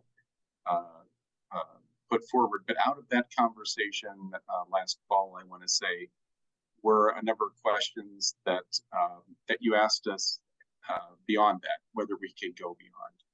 And I will note that now, having had the council retreat and one of the priorities being family-friendly neighborhood zoning and land use, this may even be a good foundation for that next step. Maybe this is a part A of a future part B. So we're cognizant of all those interconnected threads, but are specifically happy to be bringing forward this evening the 7, I think it's 7, Carl, keep us honest, items that were talked about last year and are bringing forward now. So certainly, without any further ado, I want to introduce Carl Geiler, the planning team. Thank you, Brad. As Brad said, I'm Carl Geiler. I'm Senior Policy Advisor with Planning and Development Services. Last we talked about the zoning for affordable housing project was fall of last year when council adopted ordinance 8599. So I'll talk a little bit about what was in that ordinance, since I know that there were some council members that weren't on council at that time. So I'll paint the picture, kind of bringing us up to where we are now.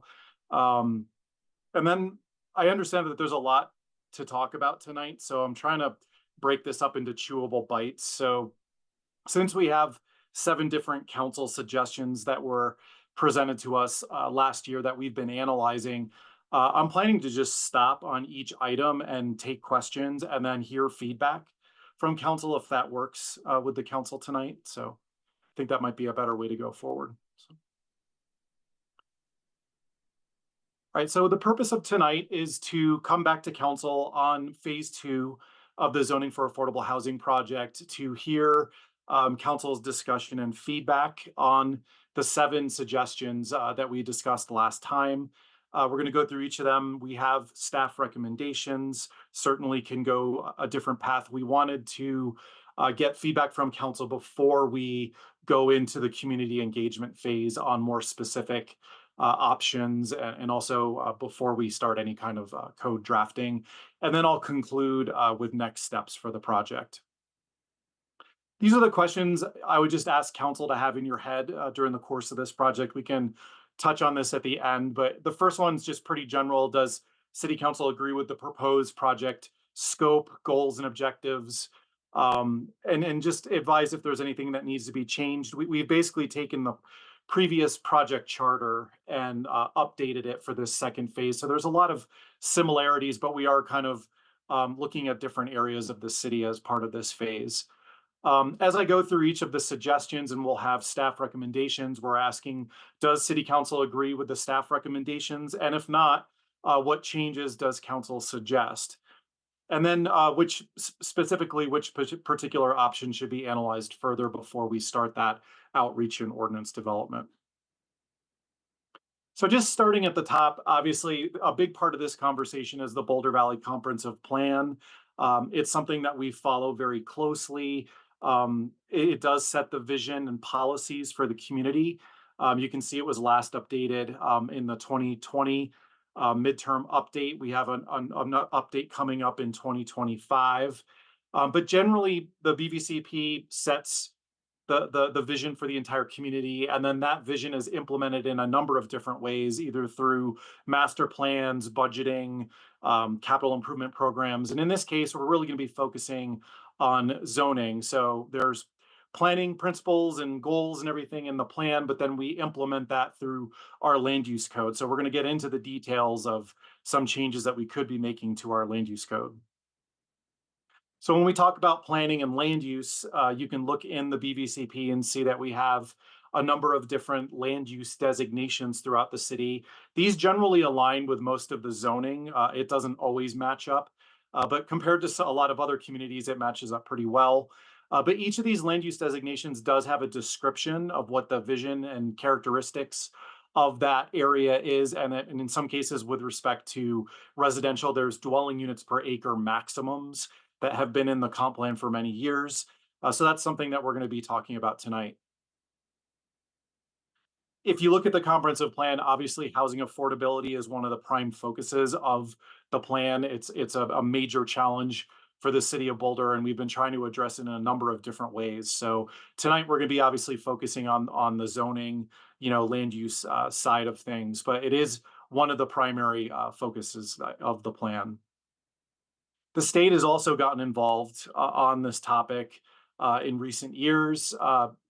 Folks will remember the state of the state that Governor Polis gave.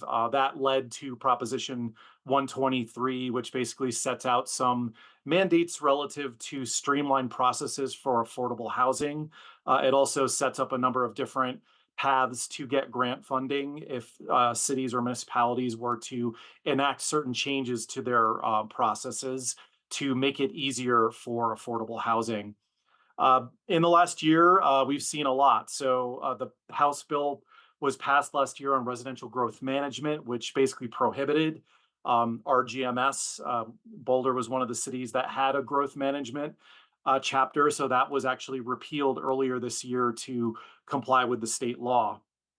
You've all just heard the recent news relative to occupancy. We worked on changes to occupancy last year, but the state has passed something, a bill that actually requires removal of occupancy rules that relate to any kind of occupancy rules relating to familial relationships. So we will be having to come forward with an ordinance in coming months that would remove that from the code. The legislative session is supposed to end around the beginning of May. So there are some key bills that are being looked at right now. I'm not going to go into a lot of detail, but there's one on accessory dwelling units, allowing them more broadly. There's one about increasing density on transit corridors that we've been closely monitoring. There's also another one called sustainable affordable housing, which sets up the process and requirements for doing a housing needs assessment. So it's top of mind with the state. It's very aligned with what we've been working here in Boulder. So I'm going to go into the background. This is a slide that I used last time. When we talk about affordable housing in this context, we're talking about a number of different housing types. Obviously, there's permanently affordable housing, which is deed restricted in perpetuity. It's administered by our Housing and Human Services Department. We have it in our land use code under inclusionary housing.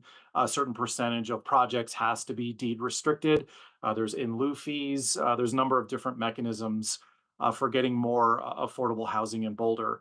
We also look at affordable or attainable housing. So any kind of housing where households pay no more than 28 to 30% of their income. We're trying to encourage more of that. We've also been just, as part of this project, really been focusing on how can we allow just the supply of housing to increase so that can, at least in some ways, mitigate the increasing cost of housing that's happening in Boulder. It's going at an incredible rate upwards, and by adding housing, it can help in mitigating the rise of those costs. So we're looking at more smaller units, and that was really a focus of the last phase of this project. I'm not going to go through the problem statement. It's the same problem statement as we had previously. This is a continuation of the project, but I'm pointing it out that we're kind of staying in the same line of trying to address the housing challenges that we're dealing with here in Boulder, among other communities and the nation. So as part of phase one, we did a number of different ways of getting community feedback, from meeting people in neighborhoods, meeting with stakeholder groups, reached out to a lot of different places, neighborhoods, students, organizations, different neighborhoods throughout the city to get feedback. We have an attachment that was attached to the previous packet. We did put a link in this memo that goes into a lot of detail about what we heard. But obviously there's mixed reactions in the community to this project. There are many that are looking for more modest-sized housing in the community. There are a lot of people that are struggling to find housing or struggling to stay in Boulder. So we're really trying to help out with that. We've heard a lot of comments talking about how the changes that we're making are moving the city more towards our housing and racial equity goals. When we got more specific about housing types, we did the Be Heard Boulder questionnaire. Again, not a statistically valid survey, but it is a valid tool to kind of look at and get a gauge of where people stand in the community. What we heard about allowing more housing types in single family neighborhoods was about 55% of people were more in support of that versus those that were against. We have heard from folks that are against it, of course. Many have been noting that increasing housing supply alone will not make a difference. It won't move the needle. We'll just get more expensive housing in Boulder and more impacts as a result. There's many that feel that Boulder should be focusing more on just increasing in lieu fees or commercial linkage fees and looking at other ways of getting deed restricted affordable units rather than just adding housing alone. We've heard a lot of concerns in single family neighborhoods related to parking impacts, noise impacts, things that also relate to the chronic nuisance discussion that was also had just by virtue of more people living in an area. So just touching on phase one, ordinance 8599, this was passed by council in October of last year. We looked at a number of things through the ordinance. It removed site review thresholds that related to number of dwelling units. That was done to not disincentivize number of units through that process. The ordinance eliminated planning board review for a number of different increases in density that are in the code. We revised form and bulk standards to make it easier for townhouses, which are more of a middle housing type. I'll talk more about what middle housing is. It changed the code to allow duplexes and triplexes in the lower density areas of the city, but it did so in a way where it kept the same density requirements. So generally 7,000 square feet per unit in RL zones, and then 30,000 square feet in RR and RE. The ordinance eliminated the use review requirement for efficiency living units. It also revised density calculations in a number of different zones: commercial, high density residential, and industrial zones throughout the city to encourage more housing in the same basic massing of buildings and focusing more on floor area ratio, just like capping the bulk rather than capping the number of units. We also made changes to our parking and subdivision regulations to remove barriers to housing. So at the September 2nd reading of that ordinance, council passed the ordinance, but they did ask for us to look at a number of different things, and I'll go into more detail on these. And I'll stop on each one, but just really quickly, we were asked to add RMX1 to the scope. We were asked to add RM1, which is a medium density residential zone. We were asked to reanalyze the housing density in lower density areas, looking at it through a different lens, which I'll talk about. Explore additional restrictions in low density residential zones to encourage home ownership. We were asked to look at the exemption for missing middle housing, which we had proposed last time, but was actually not incorporated into the ordinance. And we were also asked to look again at the minimum thresholds for site review that related to dwelling units and remove any additional zones that base it on dwelling units. And then lastly, we were asked to look at whether we should keep the research and development incentive for additional FAR if it's mixed use with residential, and whether that's a use to promote in that zone. So I'll talk in more detail about that when we get there. So I'm going to jump into the analysis right now. So just starting again about density. When you look at the Boulder Valley Comprehensive Plan, it does specify very low density residential as less than 2 dwelling units per acre. Low density residential is 2 to 6 dwelling units per acre. Medium density is 6 to 14 dwelling units per acre. And then high density residential is more than 14 dwelling units per acre. We regulate density in different zones in different ways. Sometimes it's open space per dwelling unit. Sometimes it's lot area per dwelling unit. And a lot of the residential zones, it tends to be lot area per dwelling unit. And that'll be kind of the focus of what we're talking about tonight. But like rural residential is like 30,000 square feet minimum lot size. That's how much you have to have one unit. Residential estate, it's a 15,000 square foot minimum lot size. That was changed in ordinance 8599 to 7,500 square feet per unit. to allow more duplexes. RE actually is in the low density residential range, so there was some room for growth in that zone. RL1 is 7,000 square feet of minimum lot size, and then RL2 is 6,000 square feet of open space per unit. And I did note in the memo that we did not include RL2 in this particular report, just because it is a little more complicated when it's open space per dwelling unit, and many of the developments in RL2 are actually in planned unit developments or discretionary approvals from the past that would actually require amendments. We're actually looking to hire a planner to do more analysis of those zones, and we didn't want to make any changes before that analysis was done. We also didn't include RE in the scope of this discussion just because it was already changed to allow more duplexes in the last round. So what we were asked by council to do is really kind of take another look at density and look at it in a different way, just from the sense that the comp plan isn't exactly the same as like the land use code where it's lot area per dwelling unit. It's more holistic. It talks more about gross density, like an average over a land area. So it talks about there being an average where there might be one zone, like a polygon, where the average density in one area might be higher than another area, but it balances out to not exceed the maximum. So typically in zoning, we're using the net density or parcel density, which is the graphic on the bottom, where we're just looking at it by parcel, and we do not include other land areas like public rights of way, school properties, open space, parks. Those things are not included in net density, whereas the comp plan looks at it more from a gross density, which is like the whole polygon. So we've done some analysis of what that looks like as far as the existing, and that's what we're reporting back on tonight. This is the section of the comp plan that talks about the averaging of density. So if you read that paragraph, it's included in the packet. It talks about how it's looked at more on an average, like I had described.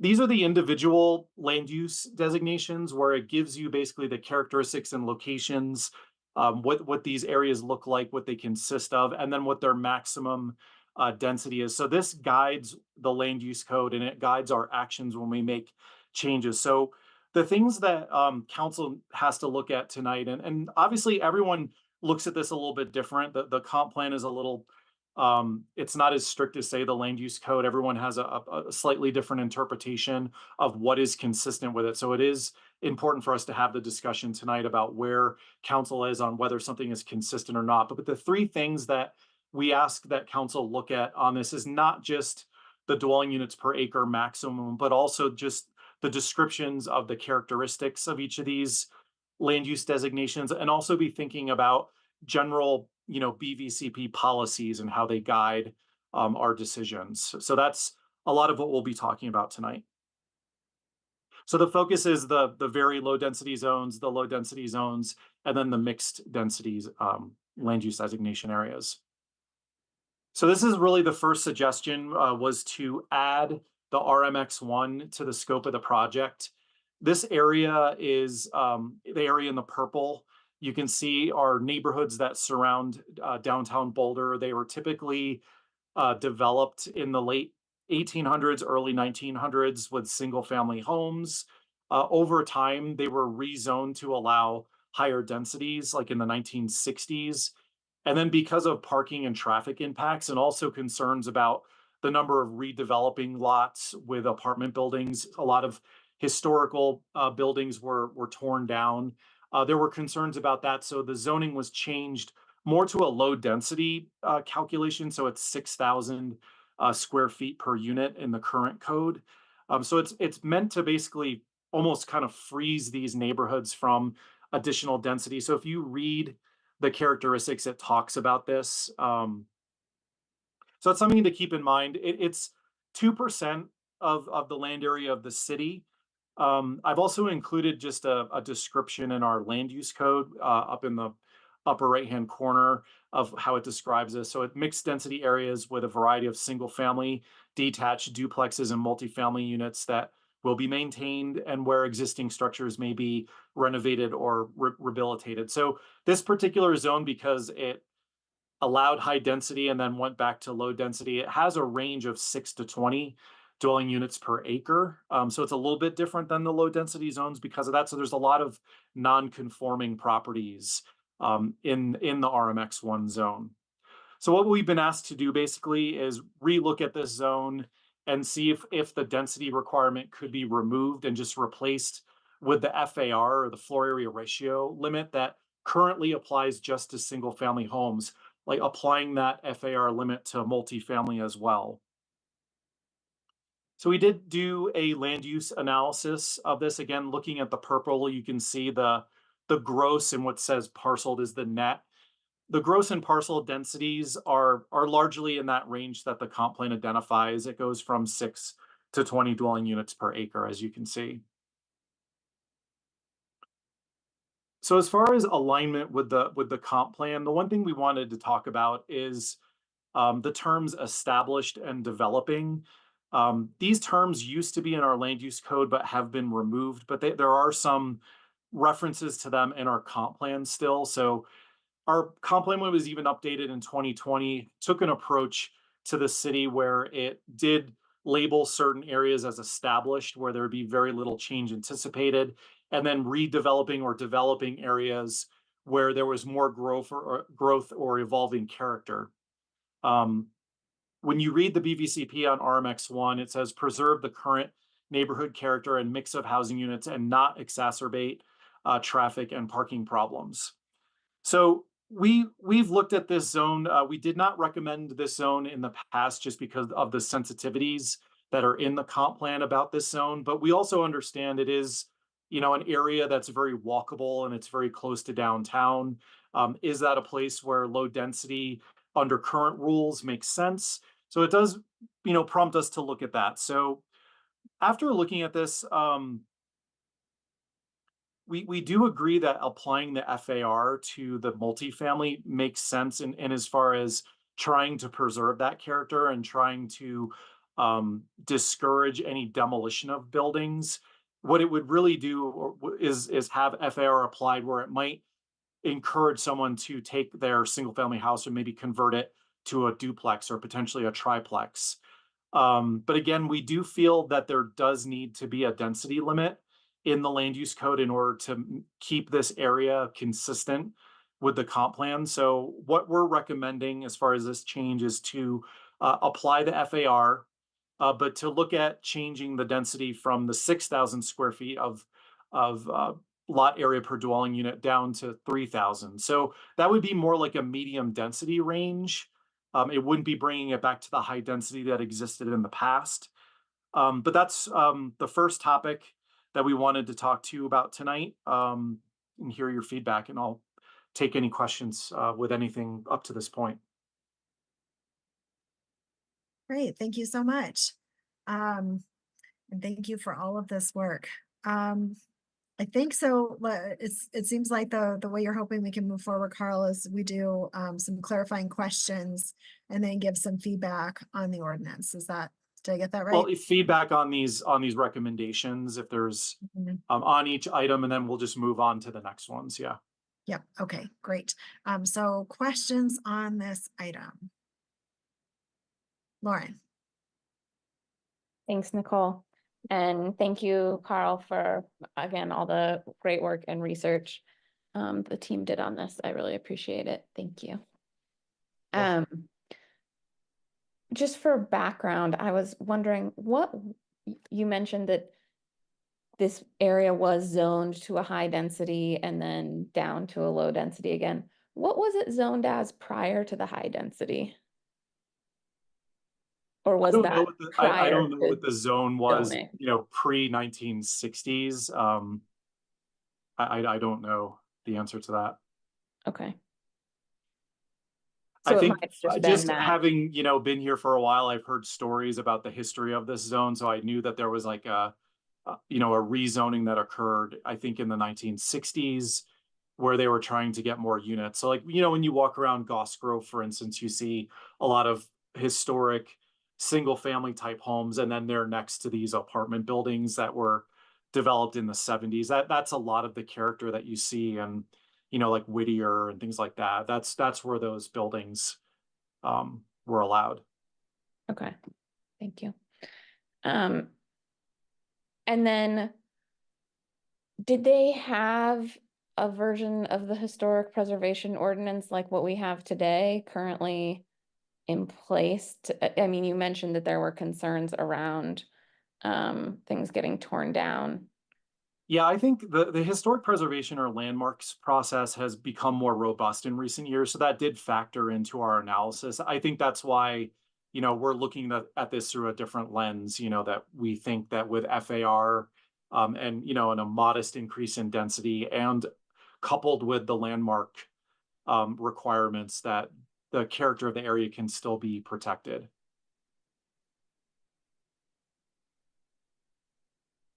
Thank you. You brought up sort of the character of the neighborhood, and maybe this is just a note for when we talk about these things. I'm not 100% sure on the historical usage of that term. For me, that is a term that can be used a lot of different ways, and it often gets used to talk about, to imply things that people don't want to discuss explicitly. So like if people are concerned about the color, the shape, the size, they'll say those things explicitly. But when we talk about neighborhood character, that often has class and race implications in it, or has historically. And so I know it's in our comp plan, I know, but it triggers me a little bit. Do we expect all the houses to change if we were to make it so that most lots were able to duplex? Would we anticipate that in 10 years we would see all the single family homes become duplexes? I don't know that we're anticipating that. I think the change would certainly make it easier to do like a conversion. We've seen that before where, where the zoning allows it. Like I worked on a project in Goss Grove that was actually in the RH zone, and there was a conversion of a single family house to a triplex. So the house looked the same on the outside. They just changed the walls on the inside, and they were able to do it. So I think we would probably see more of that. I think that's where this zoning could encourage that. As far as the financials, I think this will come up on a number of things. We did have our economic consultant, Kaiser Marston, look at, is it more economically viable to do a duplex or a triplex versus a single family house? And their findings, and these are from several years ago, but that there was much more money to be made by keeping it as a single family house. But it doesn't mean that people aren't going to do that. I will say that as through the course of this project, and I'll say this as it applies to the low density areas as well, as I've gotten a lot of inquiries from people that are interested in doing duplexes, for instance. We haven't seen too many since the ordinance passed, but there is definitely interest. But I think the way the code is today is it requires more land area to get to that duplex. So that's a disincentive. But we don't expect that like 100% of the single family homes would like right away switch to duplexes if they were allowed to. It would be very gradual. Thank you. And then I appreciate the staff recommendation of 3,000 square feet per dwelling unit. What concerns would you have with like 1,500 square feet per dwelling unit? Would there be any additional considerations you would want us to take into account, or things that we didn't recommend 1,500 because of the fact that the comp plan talks about the area having a max density of 20 dwelling units per acre, and we were playing with the numbers. If you got down to that calculation, there would be the risk that there could be the potential for going over that 20 dwelling units per acre. So our thinking is that that would have to be something that's done through a, an update to the comp plan, an actual change to the density. The character of the area and the density is largely kind of averaged around a medium density. So that's why we're proposing a medium density in this case. Could we have in place some sort of cap in terms of the number of additional dwelling units in these zones that we would allow until we would just say like, no more, we've reached our Boulder Valley Comprehensive Plan limit? I mean, I think that would be hard to track, but like, as you said, we wouldn't expect all of these to change over all at once the ordinance passes. It's going to be gradual over time. And the point at which they might actually get close to that limit might be well distant into the future. And there might be other opportunities for looking at the zoning or updates to the comp plan then. And maybe, but it's just, our traditional application of this has been to have the zoning match, exactly what's in the plan and to avoid any potential for that, even though it's unrealistic to think that they're all just going to switch over all of a sudden. Okay.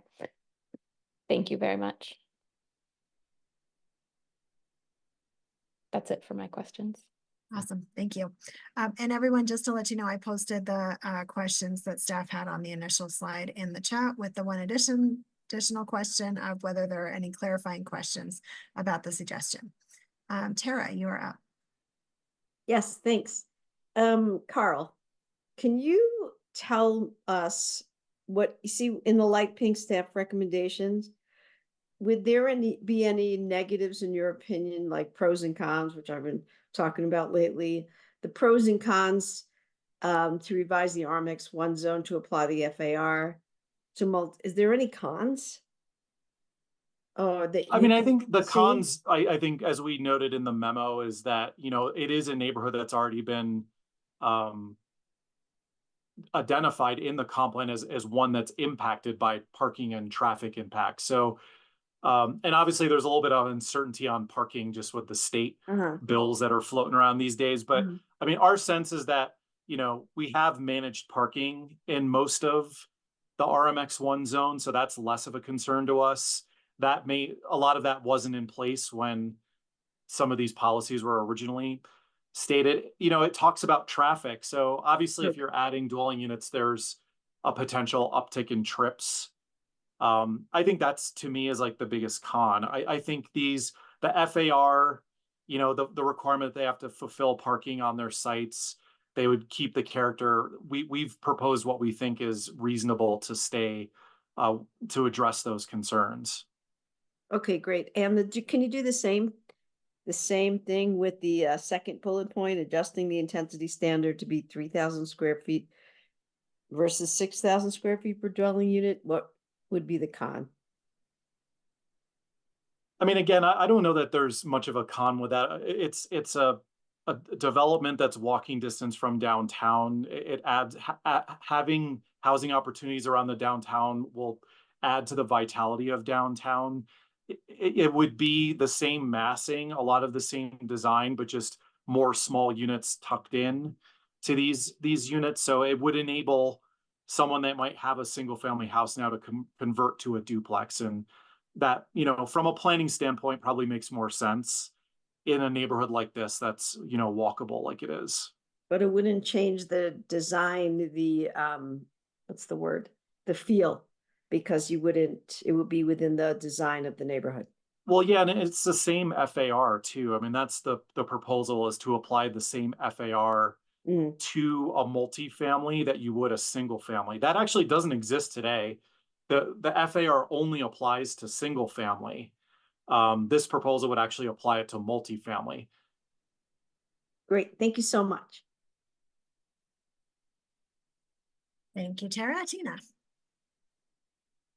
Yeah, thanks for all this information. It's great and really helpful as a new council person. So also forgive me for some of the questions I'll ask throughout the night, because I think it's because I'm new, most of all.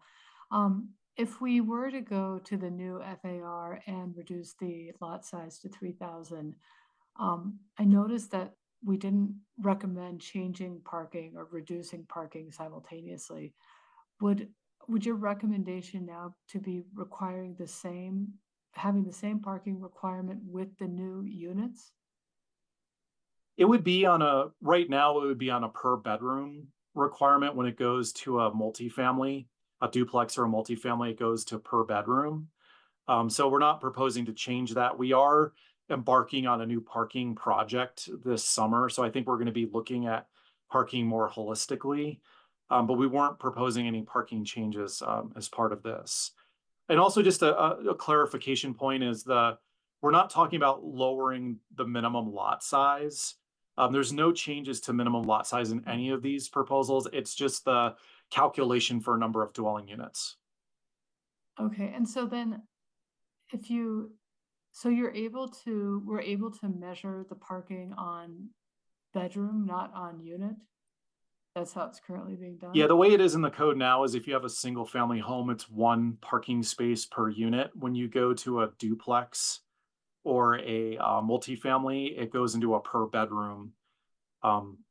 It's different for each zone, but it'll go, like, for instance, a 2-bedroom might be 1.5 spaces, and then a 3-bedroom goes to 2 spaces. Okay, I was not aware of that, so thank you. That's I didn't know that we did bedroom measurement, because I was sort of interested in how we measure bedrooms that are being available in the city. And then with do we know how much, if the transit-oriented bill passes, how much of this specific zone will overlap with the transit, with the HOG, the housing opportunity goal area? I'd only be making a guess, but I'm thinking just by virtue of its proximity to, like, Broadway, it might be 30% of the zone. But right now, like, based on our analysis, we're not looking at any changes to this zone necessary to meet the housing opportunity goal. Okay, and then my final question is just around community engagement.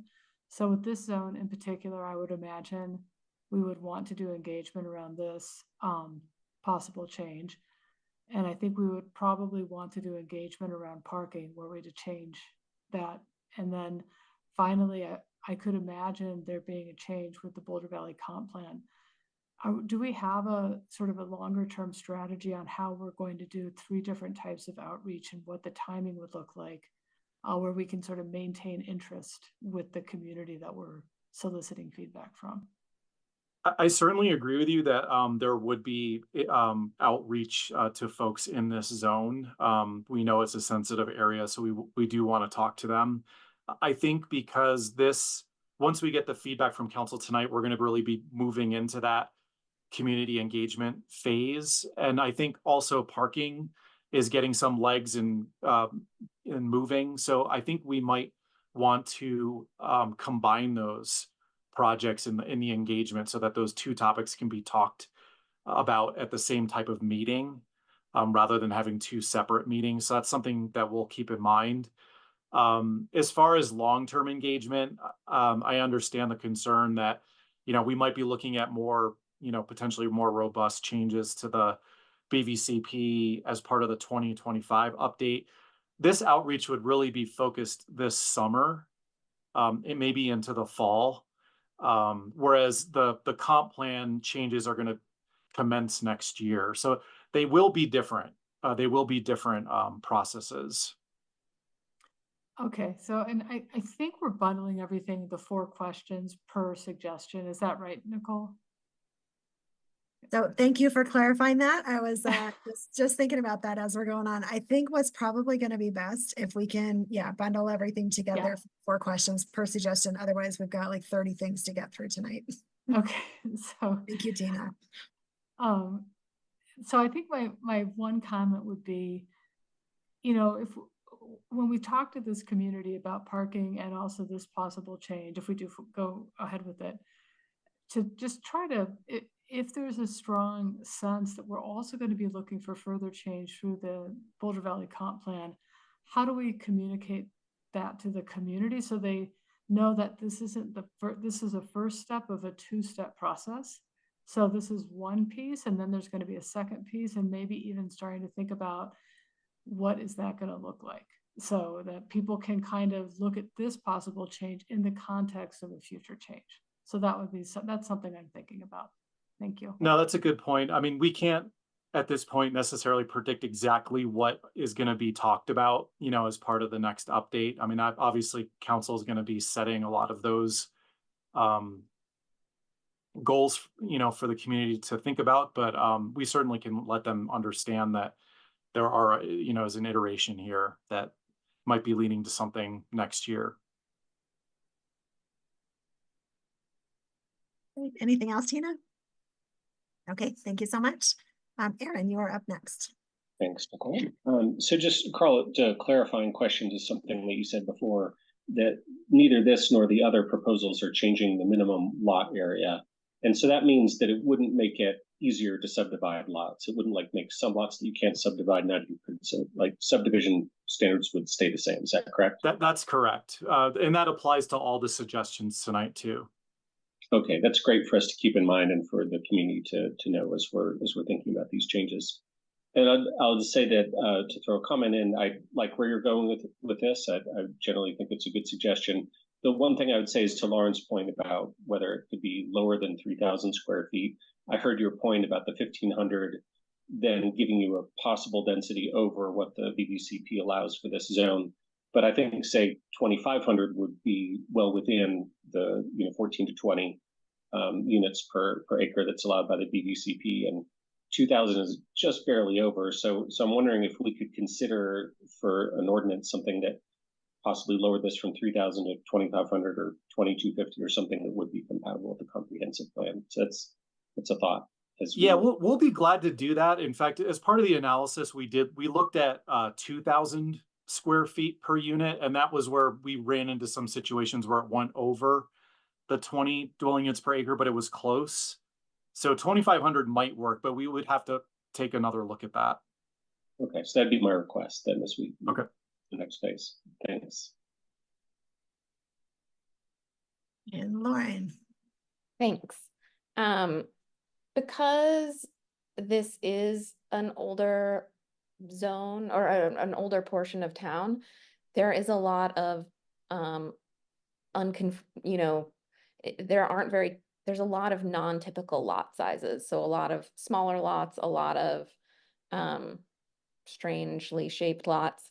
And so I guess I would be interested in sort of that lower 1,500 square feet with then some kind of numerical cap in terms of overall dwelling units that we would allow to ensure that we are staying within the BBCP guidelines, but to allow a little bit more flexibility, knowing that a lot of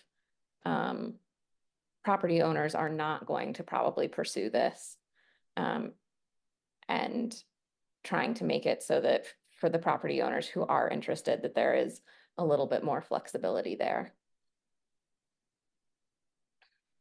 Thanks. Thanks. Lauren, can I actually ask you a clarifying question there? Mm-hmm.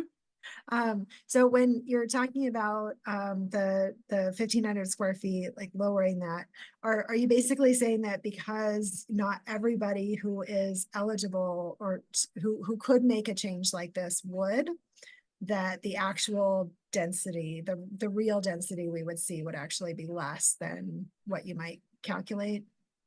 Yeah, that's exactly what I'm saying. I mean, when we're talking about gross square footage, we're also including roads and things like that, where we're not going to be adding dwelling units. Between that and the fact that not everyone would redevelop certainly quickly, but probably even in a fairly long period of time, I think we could have a lower number and still not hit the cap. But to sort of ensure that we wouldn't, and to provide sort of that legal framework that we definitely are still complying with the comp plan, I would say that having some kind of overall capped the number of units would be sort of like a belt and suspenders method of ensuring that we're meeting the comp plan guidelines. Thanks for clarifying. Is there anything else, Lauren? That was it. Thanks for the question. Brian, you're up. Thank you. Just two things. I agree with Councilmember Folkerts and the mayor on it would be nice to shoot for something below 3,000 square feet. I'd be interested also down to 1,500 square feet with measures that, just make sure we stay compliant with BVCP. My only cautionary thought would be, I wouldn't want us to enact a policy that once we then go to update the BVCP, that would be an impediment that we'd still have to deal with. So it would need to ideally link to the BVCP or have something such that if and when we change the BVCP, that we wouldn't need to come back and revisit. That's my first comment. My second is I strongly agree with Councilmember Marquist on the idea that we are undertaking a whole bunch of different zoning and parking and other reforms over the next couple of years. I think we need to find a way to communicate in an integrated way what is happening. And I recognize that it's dynamic, and so what is happening will change. But I would really encourage that we find a way to explain to people so that they can understand. And I would be, if the question is, well, what is council planning on doing? I'd certainly be willing to make a motion at the appropriate time that you just ask us to give you a statement, what's up ahead. For example, if we're getting parking coming up and so on. So that's it for me. Thank you.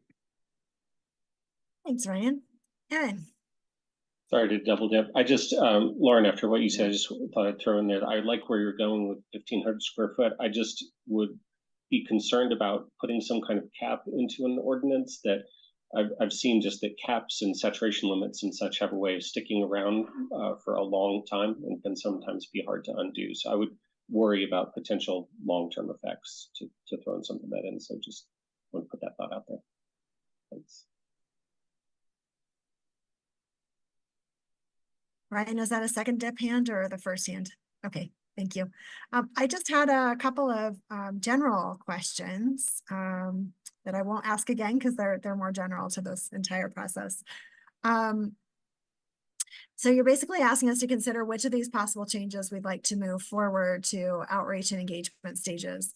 Are there any work or work plan trade-offs that we would have to make with that? Like if we were to take all of these and move them forward, does that then impact some of the work plan priorities we set last month?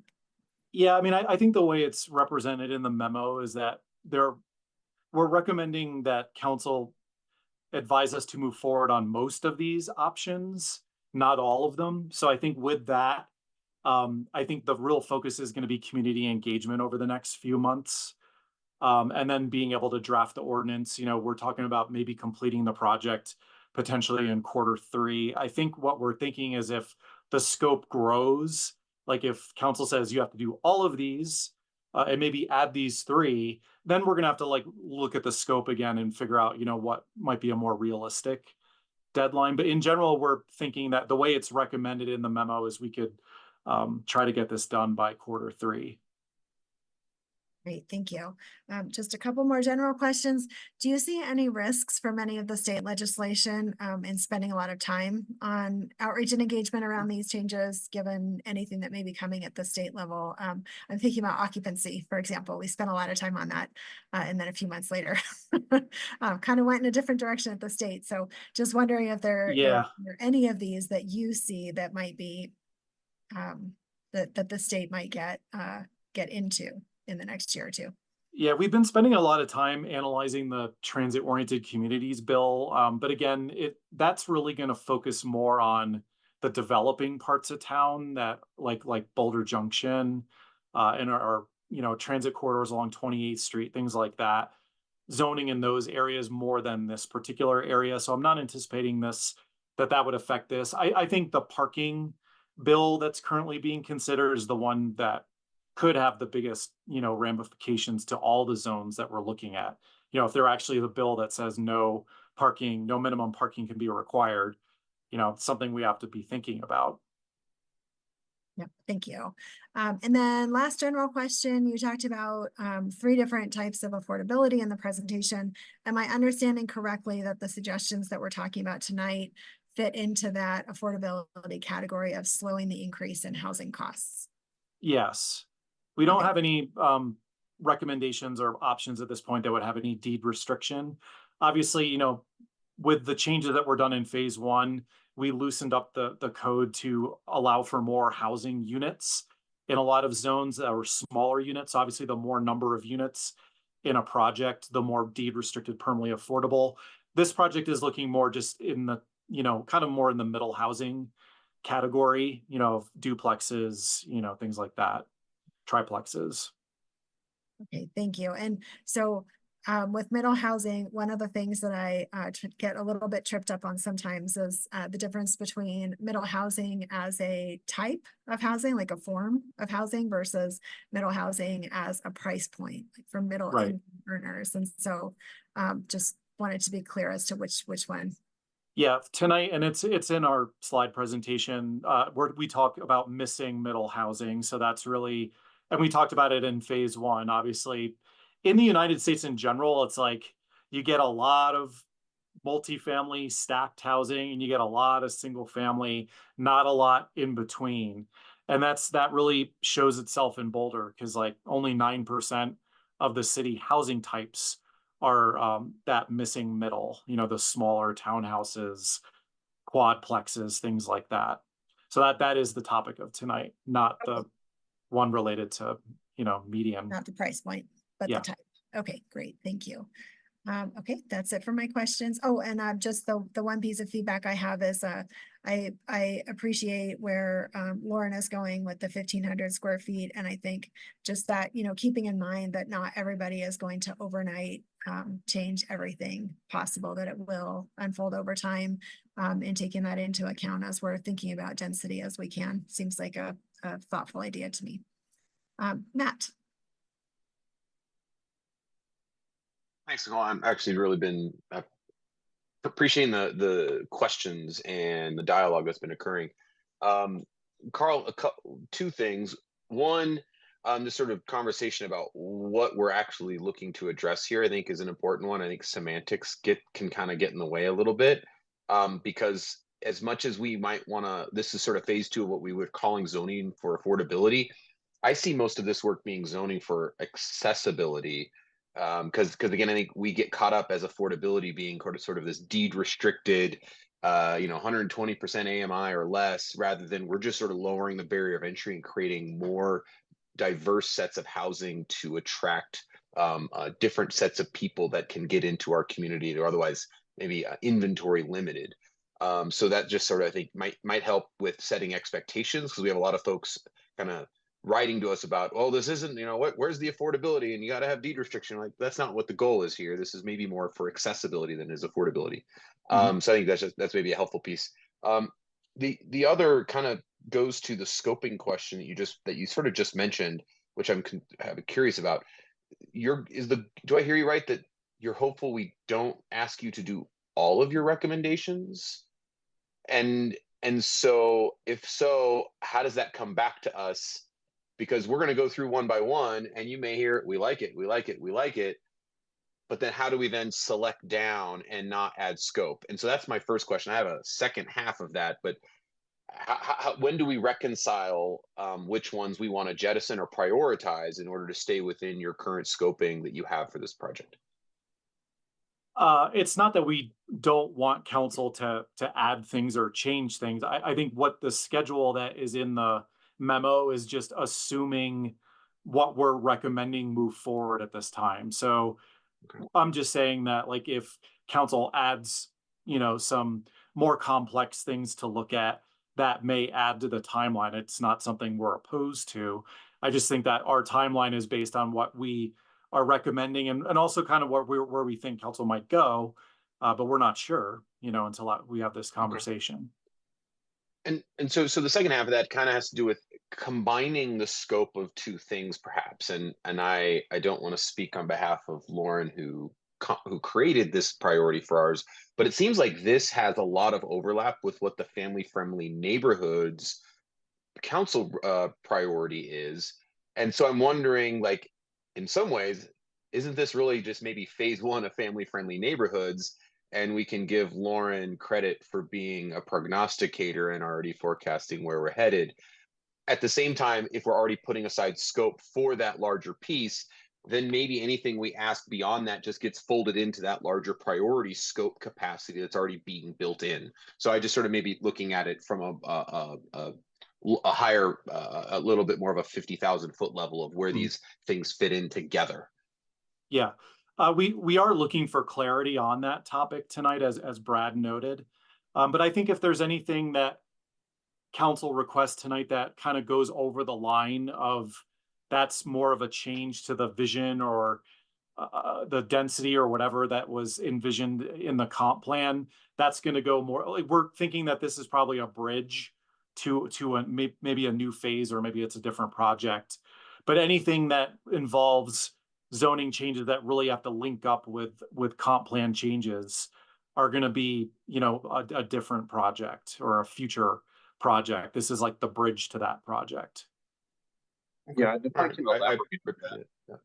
Yeah, go ahead, Brad. Sure. I think, you know, there are options, of course, and we'll be happy to follow council direction in this regard. But I think that the point is that if each of these items can be talked about discreetly within scope, we'll continue to bring those forward. And to your point, maybe this now becomes phase A of the new council priority. And there is space for us to do even some phase B next year, but we want to try to balance that feedback we've got from council to bring something forward in a, you know, timely manner relative to how this is an extension of last year's, and still, to your point, Councilman, make a runway foundation for the council priority that was defined. Okay. I appreciate it. So yeah, I mean, I wasn't looking to decide now. I see those synergies there, and it sounds like you would look to sort of combine those as appropriate as we go forward. So I appreciate that. Thank you, guys. Thank you. And Matt, I'm just going to add one thing on. Lauren, is it okay if I do my double dip? Thank you. Just add one thing onto what you said. I think, you know, your point, Matt, about terminology to me is a really important one. I think it's really important that we're using the word affordability in such a way that the community has the same expectations that we have for what the outcome is going to be of this project. So that would be something I would love for you all to just think about is there something we can call this that it just helps translate a little bit better. I'm not sure I'd use accessibility, as that has some really specific connotations. Also kind of in the housing world related to the disability community, I would actually love to see housing for accessibility, but in that sense. But anyway, just you know, to think about that, what some terminology may be that we are all on the same page with regard to what's coming out of this work. Thank you. And Lauren. Thanks. Yeah, I think this does really explicitly match up very well with sort of the family-friendly, vibrant neighborhoods work plan item, and I would totally support folding this into that or naming it under that as feels, if that feels appropriate to other people, especially because I think, you know, although this was a portion of what we wanted to do, or a portion of the housing for affordability work plan item on its own, I don't know that it sort of represents that idea as well. And so I think it might make sense to, again, fold it under the new work plan item, at least in terms of naming. That's it. No, we're certainly open to that. And I think it's good timing to package it in a different way, you know, before we go into the public engagement phase. Awesome. Anyone else? Sorry, please feel free to unmute yourself and hop on if I am missing you.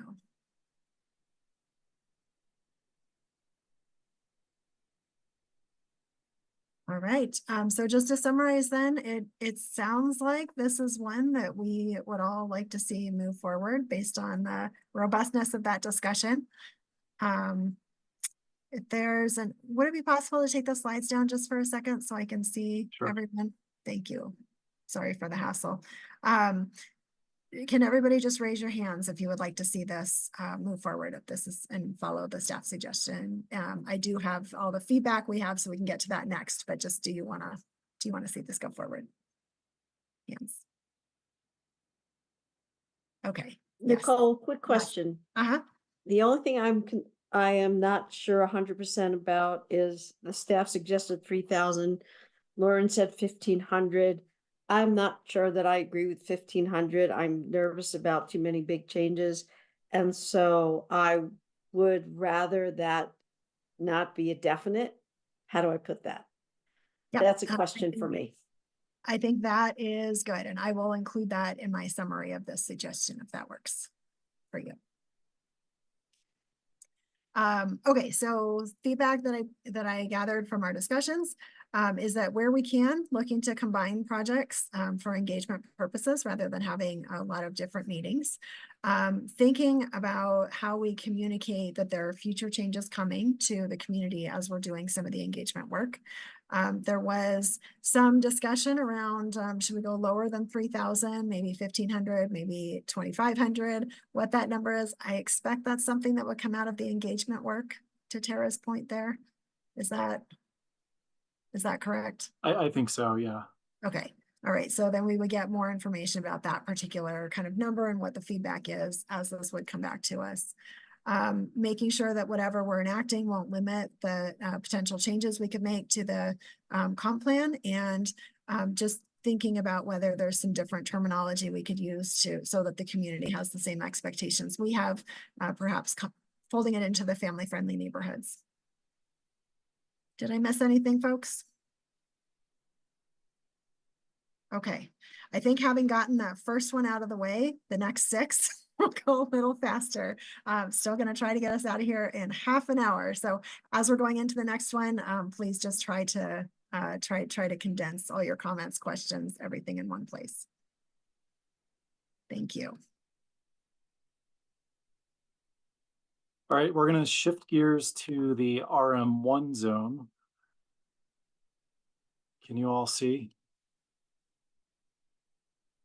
So the RM1 zone is a medium density zone, similar to RMX in some regards. It's shown in kind of that pink color.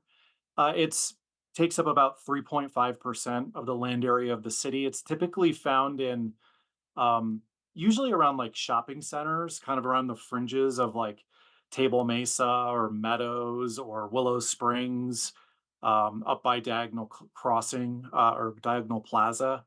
You'll notice that's where a lot of the RM1 zoning is.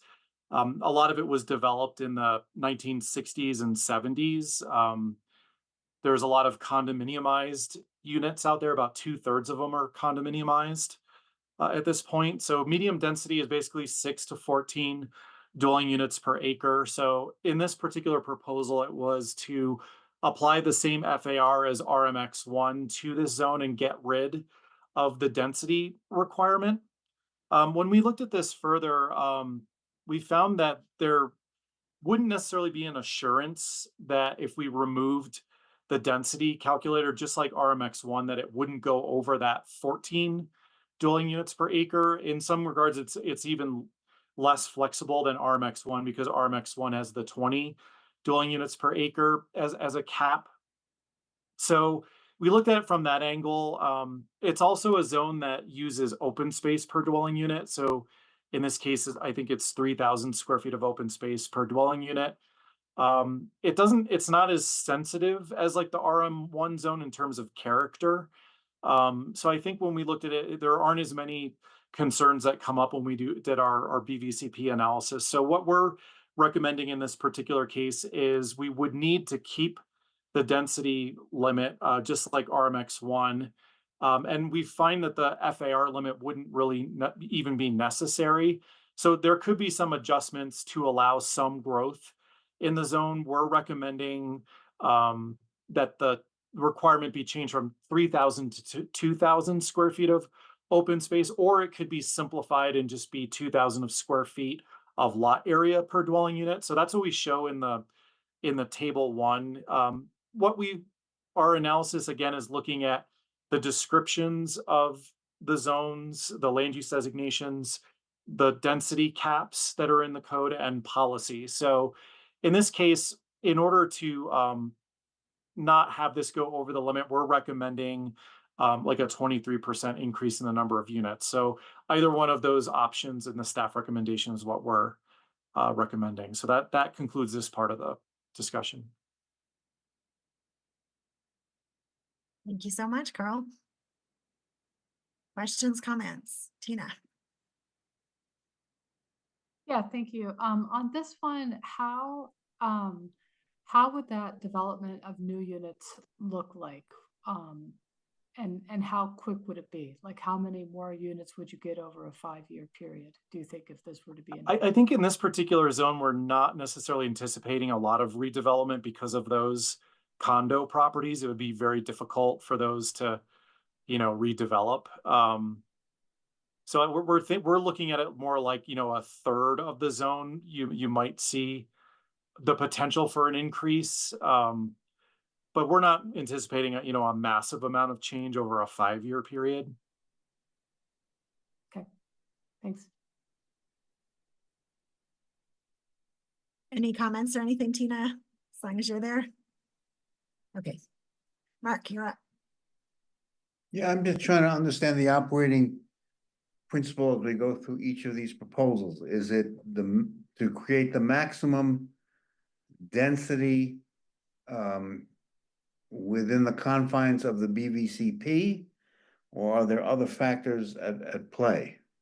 In other words, why the 23% increase as opposed to the 14% increase? What's the operating theory?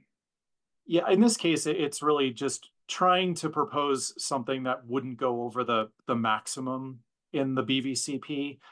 There's like with RMX1, it was more about the character of the neighborhood and things like that. That doesn't really come into play in this particular zone. So I think there is some flexibility. I think here we're actually proposing a fairly large jump for those properties that wouldn't necessarily, the non-condo properties, basically. So I think we're proposing a calculator that wouldn't push those third of properties into a condition of going over the density limit over time. So that's why we're proposing the 23% in this case. The more it goes up, the more, risk there could be of that. But I mean, again, in this particular case, we're talking about 23% to 33%. So not as much of a concern. Again, we're making the assumption that about 2/3 of the properties would likely not, redevelop in short order. But for instance, in terms of selecting 23% over 14%, is your operating principle to maximize density subject to the restraints of the BVCP? Yes. Yes. Okay, thank you. Can I colloquy on that real quick? Yeah. I mean, I guess I would just say that there are reasoning behind that, right? In terms of, we were asking to look at these because we want to have more transit oriented kind of, this still tends to be not in the heart of the city, but still in fairly transit rich environments and things like that, where we want to potentially have people able to make different kinds of housing choices. This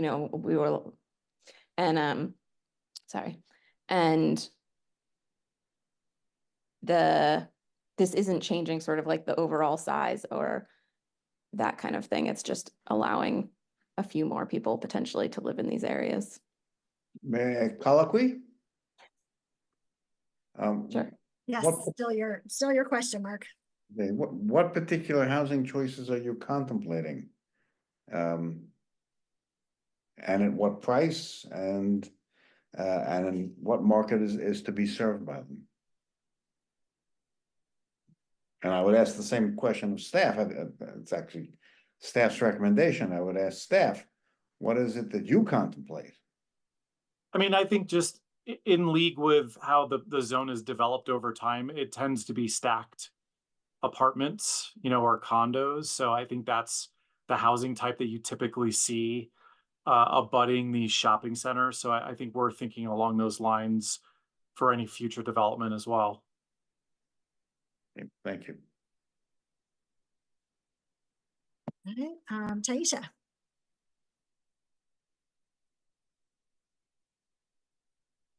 So I thank you for this option. I just went to a really fantastic session by the climate team on the nature-based solutions, and the whole session was really focused on, yes, the city has very important and rigorous goals around carbon reduction, and again, the balance and importance of the biodiversity restoration. And so it's actually the UN decade of restoration. And so the idea of reducing open space with the impact being marginal, or just a few folks, I'm just not sure if that's the payoff, if it's worth the payoff for what we're losing. And if anything, I'm a strong advocate for density in places that don't require reductions in open space first before considering open space, especially when we're considering how many more people that we would be having, and again, the need that we already have for biodiversity restoration is strong. So I just wanted to lift that up as a concern that I have with this suggestion. Thank you.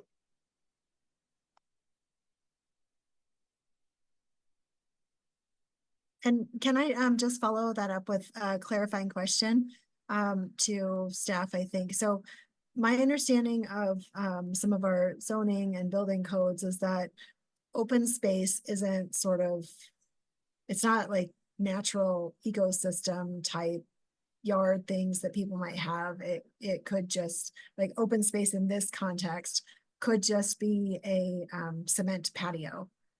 Is that? That's correct. Yeah, open space in our code is green space. There's any number of different features that count as open space, but like landscaping, green space, it could be concrete plazas, and yeah. And if anything, I think we should be incentivizing more natural pollinator type things. And of course, I still, even with that clarification, if anything, one that needs an update into, or I'm hopeful that we're considering and moving away from things that do not stimulate, pollinators and those kinds of things. But in this moment, I still feel like having that open space is critical when you're going to be increasing how many people are around in general. So thank you. Anyone else with questions or comments here on this one? Yes, Lauren. And then Tara. Yeah, I would support the staff recommendation here.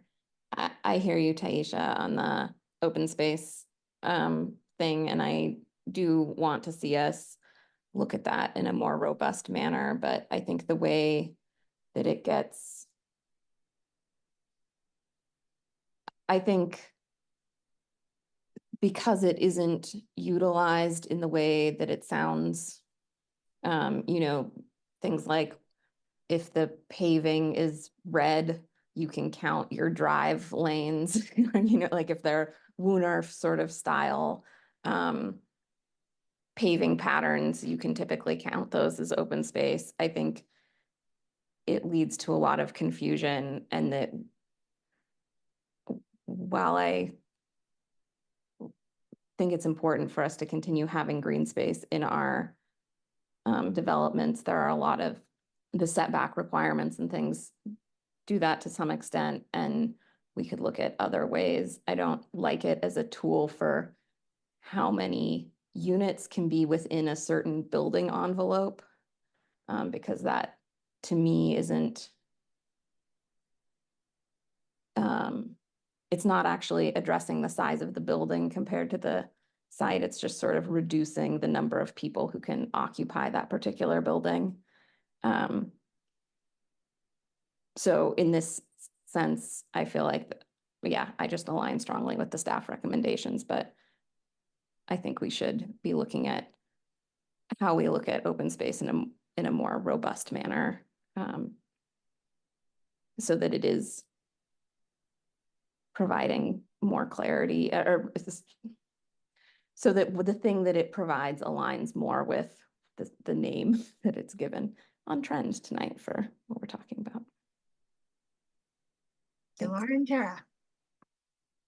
Quick question to Carl, same as my other question. Tell me, with the staff recommendation, I was thinking about what would be the negatives of going with this if you were going to name some, or like pros and cons. Yeah, I mean, like how would it I think visually change? How would it visually change, let's say, the area around the shopping center? Look more crowded, you wouldn't even notice it, stuff like that community can visualize. I think my sense is that there wouldn't be all that much of a visual change in terms of massing and everything. You would just have potentially more units within that same building envelope. What I'd like some clarity on is that the staff recommendation has two different options. So one is 2,000 square feet of open space per dwelling unit, or 2,000 square feet of lot area per dwelling unit. Lot area per dwelling unit is a little bit easier to administer, but I think if we were to move towards lot area per dwelling unit, there's the potential that you might see a little bit less green space then in a project compared to if it was 2,000 square feet of open space. But there still are open space requirements that apply in either case. It's just the ones with the open space requirements tend to have that character to them. It was popular in the 1970s. You see a lot of, landscape areas, things like that. So I think if that would be the con if we were to go to lot area per dwelling unit. So you're saying if we would go to lot area per dwelling unit, it would look more dense. Is that what you're saying? It just might have less relief in terms of open space. Mm-hmm. Right, thank you. Aaron. Yeah, I'm supportive. And then I think, so thanks for this suggestion. I think it's in line with what we were asking for in the larger overall effort. And I mean, I don't feel strongly about your two different approaches. I think either of them could work out. I mean, certainly when it's easier to administer, that helps. I mean, I was just going by an RM1 area earlier today, and there was a lot of kind of empty grass margins. So like, when it's like beautiful, productive pollinator habitat, that's fantastic. But sometimes our previous open space requirements have gotten us a lot of Kentucky bluegrass. So, I'm open to either approach. Thank you. Okay, so the main suggestion that I'm and then we'll kind of take a straw poll to try to give staff some support on one of these two. But the main suggestion I'm hearing is just to if there's a place maybe to kind of fit in a discussion around landscaping, right? And I think it's not necessarily here, but I do wonder about that with some of the work plan priority that we got around landscaping and things. And so I'm just wondering if maybe we could just put a flag in that and potentially come back and have a deeper discussion around that topic at that point. So folks, let me first ask, who's got a strong preference between these two? Raise your hand if you have a strong preference between these two. No strong preference? Okay. Staff, does that help you at all if we leave you with no strong preference, or would you like us to take a vote on the two? I think that's fine. We can probably come back, with a check-in at some point and kind of see which one we head towards and see if council agrees. Okay. Yep. You sure it's not going to slow you down? I don't think so. Okay. Taisha, I saw you coming off mute. Did you want to add something? I will not relitigate the point. Okay. So does Taisha, do you not have a preference then? Oh, I just don't. agree with this recommendation. I think that it's easier I would rather have us not do this and work towards updating our open space policies so that they are productive spaces, because we need every last one of them. If we want to increase our population density, we also need to increase how much biodiversity that we have for our wildlife, for the air quality, all of the different things. And so that is why I keep, saying, it's once we get rid of it, it's hard to, you can't get it back. That's basically where I'm going with that. And I would actually rather, to Lauren's earlier comment, have less people and more biodiversity, because the more people is negligible compared to the other suggestions where there's more bang for the proverbial buck. And I don't want that bang to be on the back of our planet. Thank you. Okay, Thank you for that. Yep. Okay, so anyone else, just make sure we've got a majority of people that would like to see this move forward. Folks who would like to see this move forward. One of the two staff recommendations. 2, 3, 4. Okay, that's a very slim majority. Okay. All right, next up then. I think we're ready for number 3, and I'm going to apologize. Okay. There is no way we're getting done in 13 minutes. Yeah, I don't think so. This is the meatiest topic for tonight. So we're going to move into the low density areas. But I don't have to, you kind of understand the analysis that we've done, so I don't have to reiterate a lot of that. But we did look at predominantly RL1 and the RR zone. So really the focus of this part is the yellow and the really light kind of yellow color on the screen, and you can see the gross and net densities throughout the city. This is also attached to the packet. When you combine RR and RL1, it's about 28% of the city's land area. Again, this is mostly the single family areas of the city. This is looking at North Boulder. Again, the yellow, the RR and the RL areas. You can see the gross and parcel, or the gross and net existing on the ground densities are actually quite a bit below 6 dwelling units per acre. So this was actually a bit surprising to us. So it does show that there are pathways to additional housing in these zones to still be consistent with the comp plan in terms of the numerics, of the density. And like I talked about before, we're not just looking at the numbers, we're looking at the description of those land use designations as well as comp plan policies. So, this, if we move forward with this, would be a pretty big change for these areas in terms of additional housing. But again, we're trying to thread the needle in a way where we're trying to maintain the same character. So I call attention to the low density residential and very low density residential land use designations and how they're described. I also on this slide have the land use description, which combines all these areas together. And this was actually updated in the phase 1 where we allowed duplexes and triplexes. So we did change it to primarily single family detached dwelling units, because that's language that's in the comp plan, but then says with some duplexes and attached dwelling units at low and very low residential density. So these are all important to, figure out what's the best way forward to make changes in these areas. And as we talked about before, like the code used to differentiate between established and developing areas. Most of these areas have been looked at largely as established. So not a lot of visual change. Despite that, I think a lot of us can agree that there's been change in these neighborhoods anyway. The houses, a lot of single family houses that are smaller have been demolished and replaced by very large homes, which have changed the character. So, what we're proposing is probably not visually that, different as some of these larger homes that have been popping up all around town.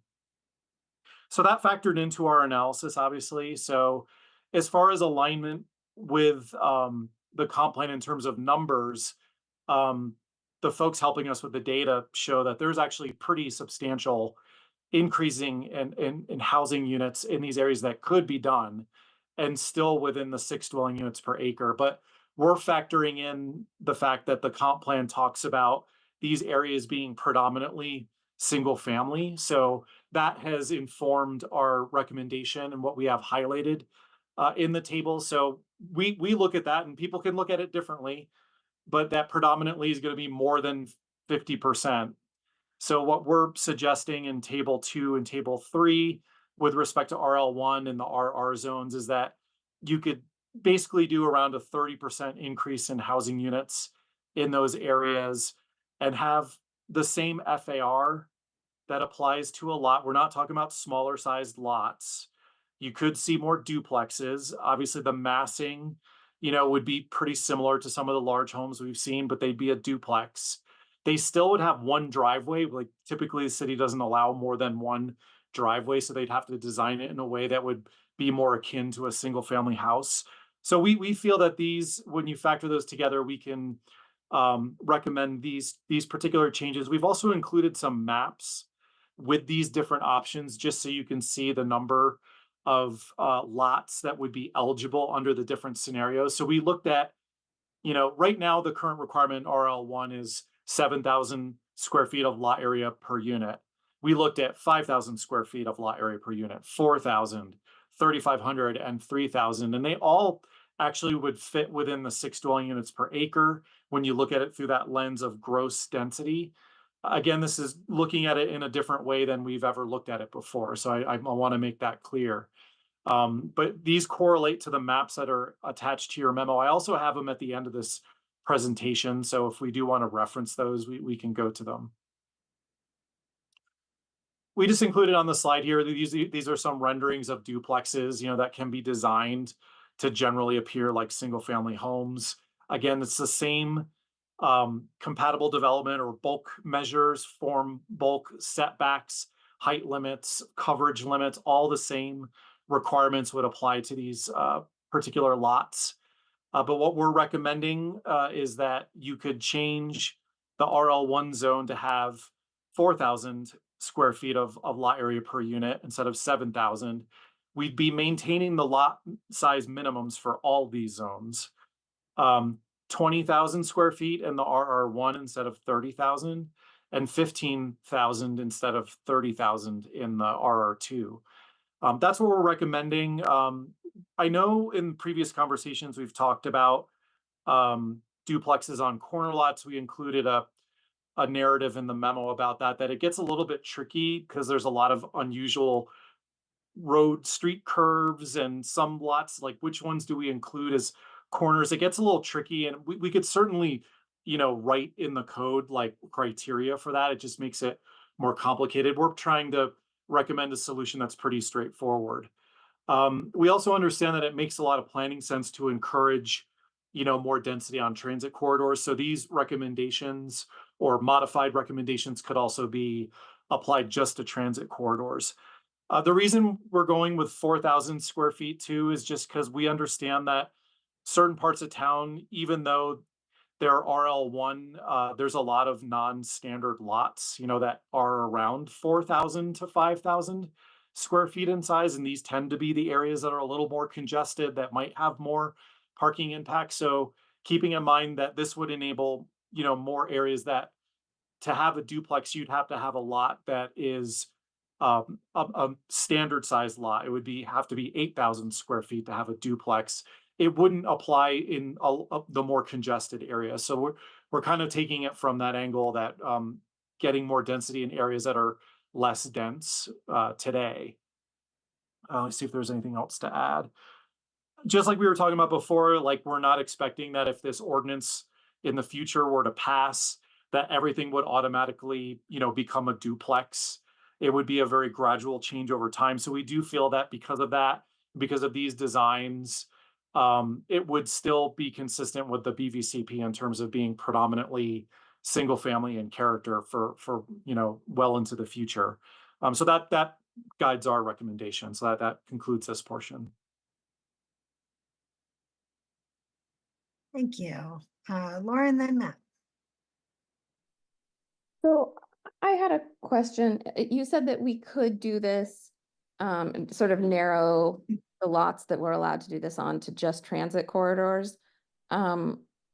What about just allowing this on maybe like all parcels on a transit corridor instead of sort of breaking down by lot size? So that we are adding more density in areas that really are where multiple kinds of transit are available to people. I think there's a way to do this where if we specify a corridor, so you're saying just not have a lot area requirement, that you just within a certain area of a transit corridor, you can have a duplex. I think we could figure out how many, duplexes could be possible under this scenario and then squish them into an area and maybe not have that.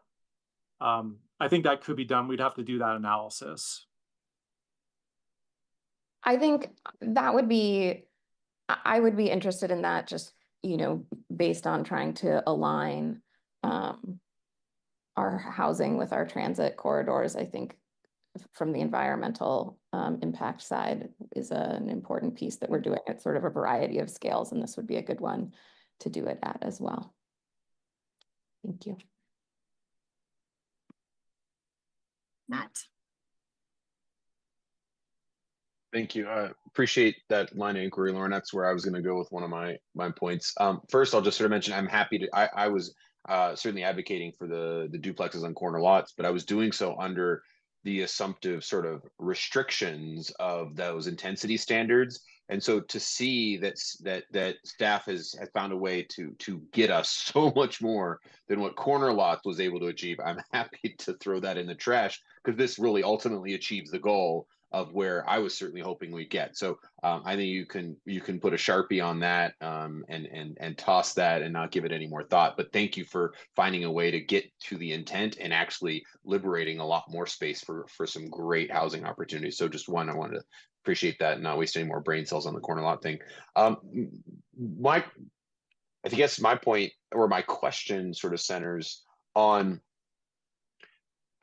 do we have any sense of how, where's a tipping point in terms of stimulating the conversion and or construction into duplexes? Have we had any analysis on that? Because I see in the RL1 going from 7,000 to 4,000, and I see that matrix, I'm like, oh, right, 39%, that sounds great.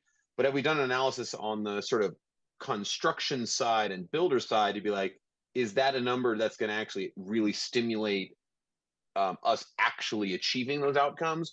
Or not. And so I'm just wondering if there's a number that's based on what's going to actually deliver the outcome that we're desiring here. Yeah, I had said this earlier in the discussion that Kaiser Marston had done an analysis for large homes and lots. And I'd have to look at their assumptions again. But I think their findings were that, a single family home from a financial standpoint is much more lucrative than doing a duplex. So they didn't anticipate that this would be a very popular option. We haven't really gotten to a number where we think that would make it popular.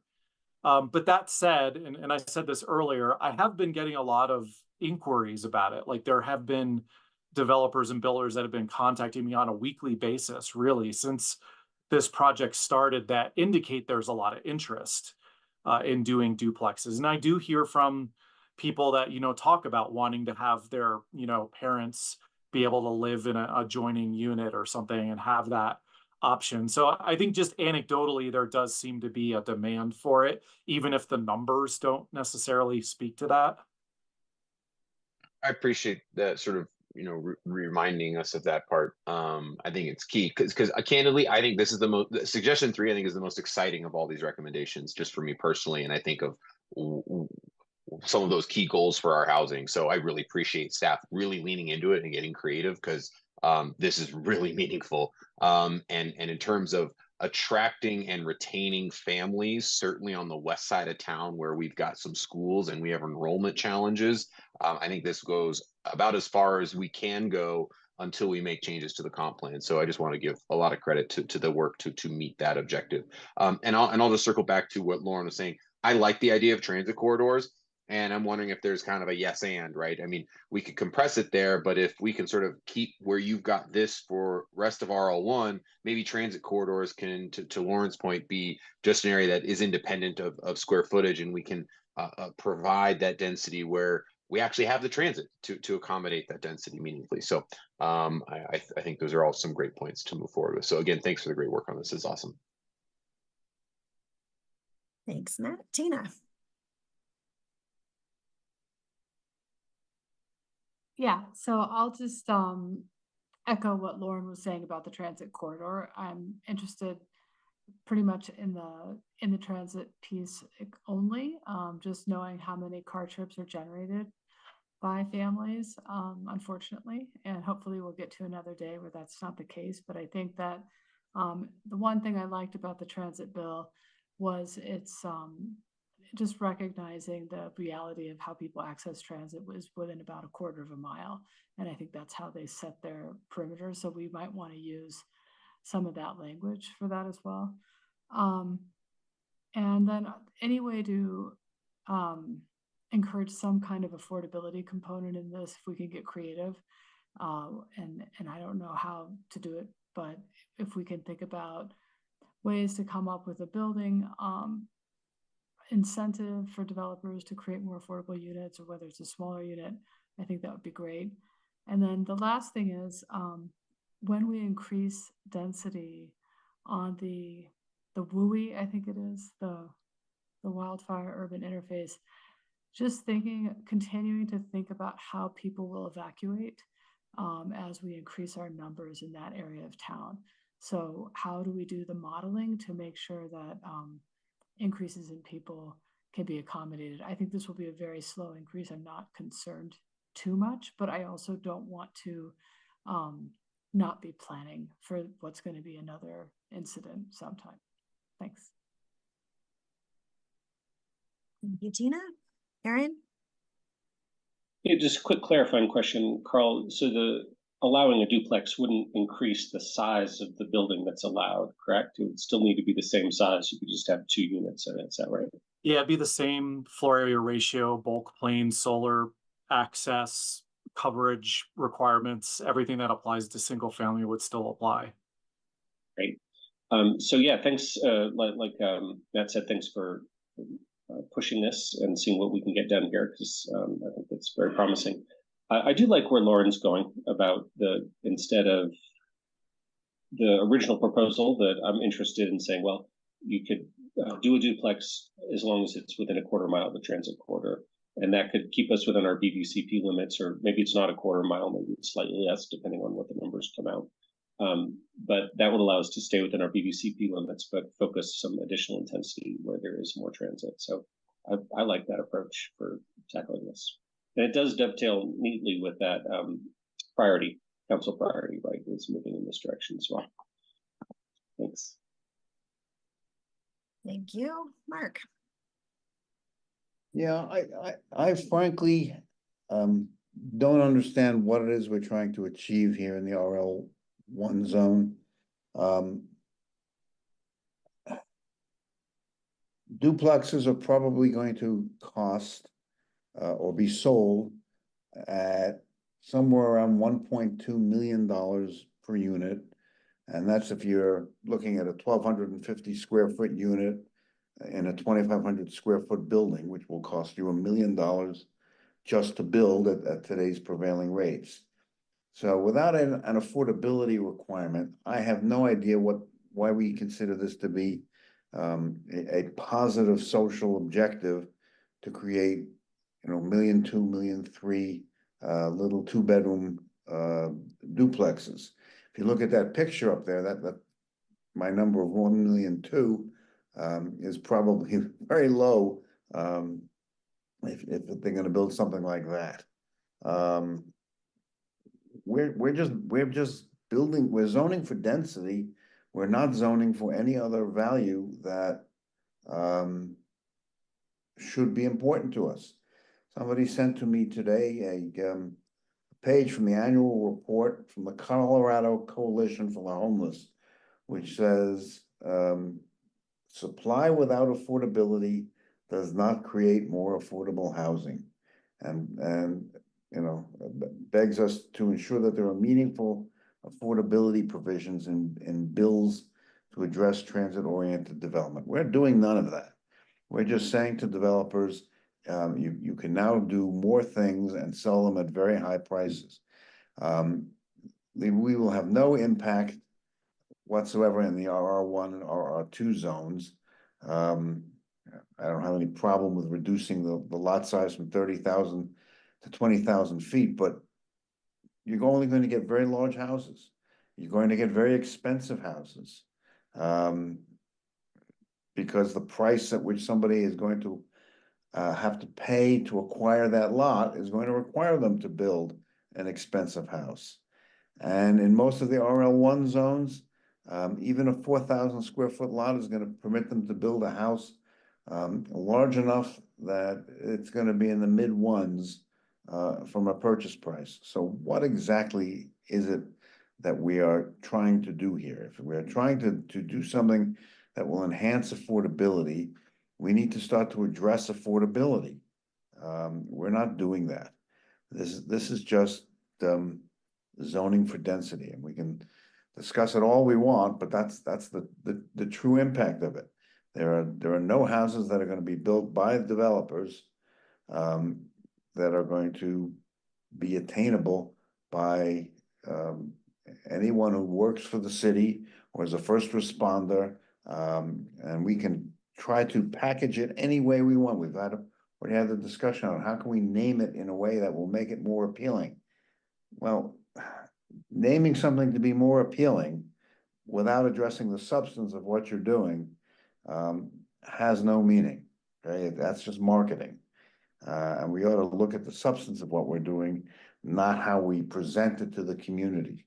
And so this is not zoning for accessibility or affordability or any other term that you want to use. This is basically zoning to permit developers to create very expensive housing and more of it. And so this is not satisfactory as an approach to me. If we're going to do density, and we can make a good argument that density is an appropriate thing to do in a number of instances, we ought to get something for it, not $1.3 million duplexes. Thank you. Thank you, Mark. Tara. Well, I guess I'm torn because I can see both sides. On one hand, what we don't have in some of our neighborhoods close to the mountains are houses that are $1.2 million or $1.3 million. We only have $2, $3, $4 million houses. And that's why, in my opinion, we have so few families, because very few families can afford that, personally, I think. I mean, it takes a long time in your life of saving up money to be able to afford that. So I can see the benefit of, you know, making some of those lots where we right now have giant homes into duplexes. I see that point, but it'll only be affordable for people that can afford $1 million to $1.3 million. Granted, that's just something that's a reality that we have to decide as a council. Is that good enough? Because that's what we're going to get and no better. The question is, I guess, is that something that, is that a price point that we actually need in this town? I mean, that's a good question. Because we have an awful lot, as far as I know, an awful lot of single family homes that are $2, $3, $4 million. So that's my question. And I'm just throwing it out there into the ether, as Matt would say, because I'm curious what people's opinions are on that. If we're trying to increase our school enrollment, how do we get families? And by the way, my family lives in one of my kids and her husband and their 2 kids lives in a 3-bedroom condo by Fairview. And that's all they can afford. And they fit in there. To me, those are the kind of places that we need more of. Right now, they're going to cost $1 million to $1.3 million, period. Because there's no way to make them more affordable. I mean, in this market. So I'm just curious what people have to say about that. Meaning I'm torn. And Can so I Tara, comment on that or no? oh yeah, go ahead, Tina. I just want to just talk about the idea that one of our goals as a council is to increase school enrollment. And I think that if that is something we want to do, we should have a broader conversation about the different things that impact families. And one of them is early child care, the cost of that. And there are different levers we can pull to help with that. And I think housing is also a huge one. But I would love to have a more expansive discussion because we could do other things faster that might help out families. That's it. Right, thank you. Tara, I think what I heard in your question was something that might come around in the engagement stage, as well as you're interested in hearing from the rest of us that haven't spoken yet. Did I capture that? Yes, and also I'm very interested in bringing that to the community and what you're exactly right. I'm torn because I'm not sure what the community would say and where, where there's more of a majority of opinion on it. Yeah, thank you. So you're eager for engagement before you decide. Thank you. Taisha. Yes, thank you so much. Again, I can see the benefit of having higher density in these lower density areas. And to Mark's earlier point and Tina's as well, which is the affordability side. So to have, what is it, 6 minimum.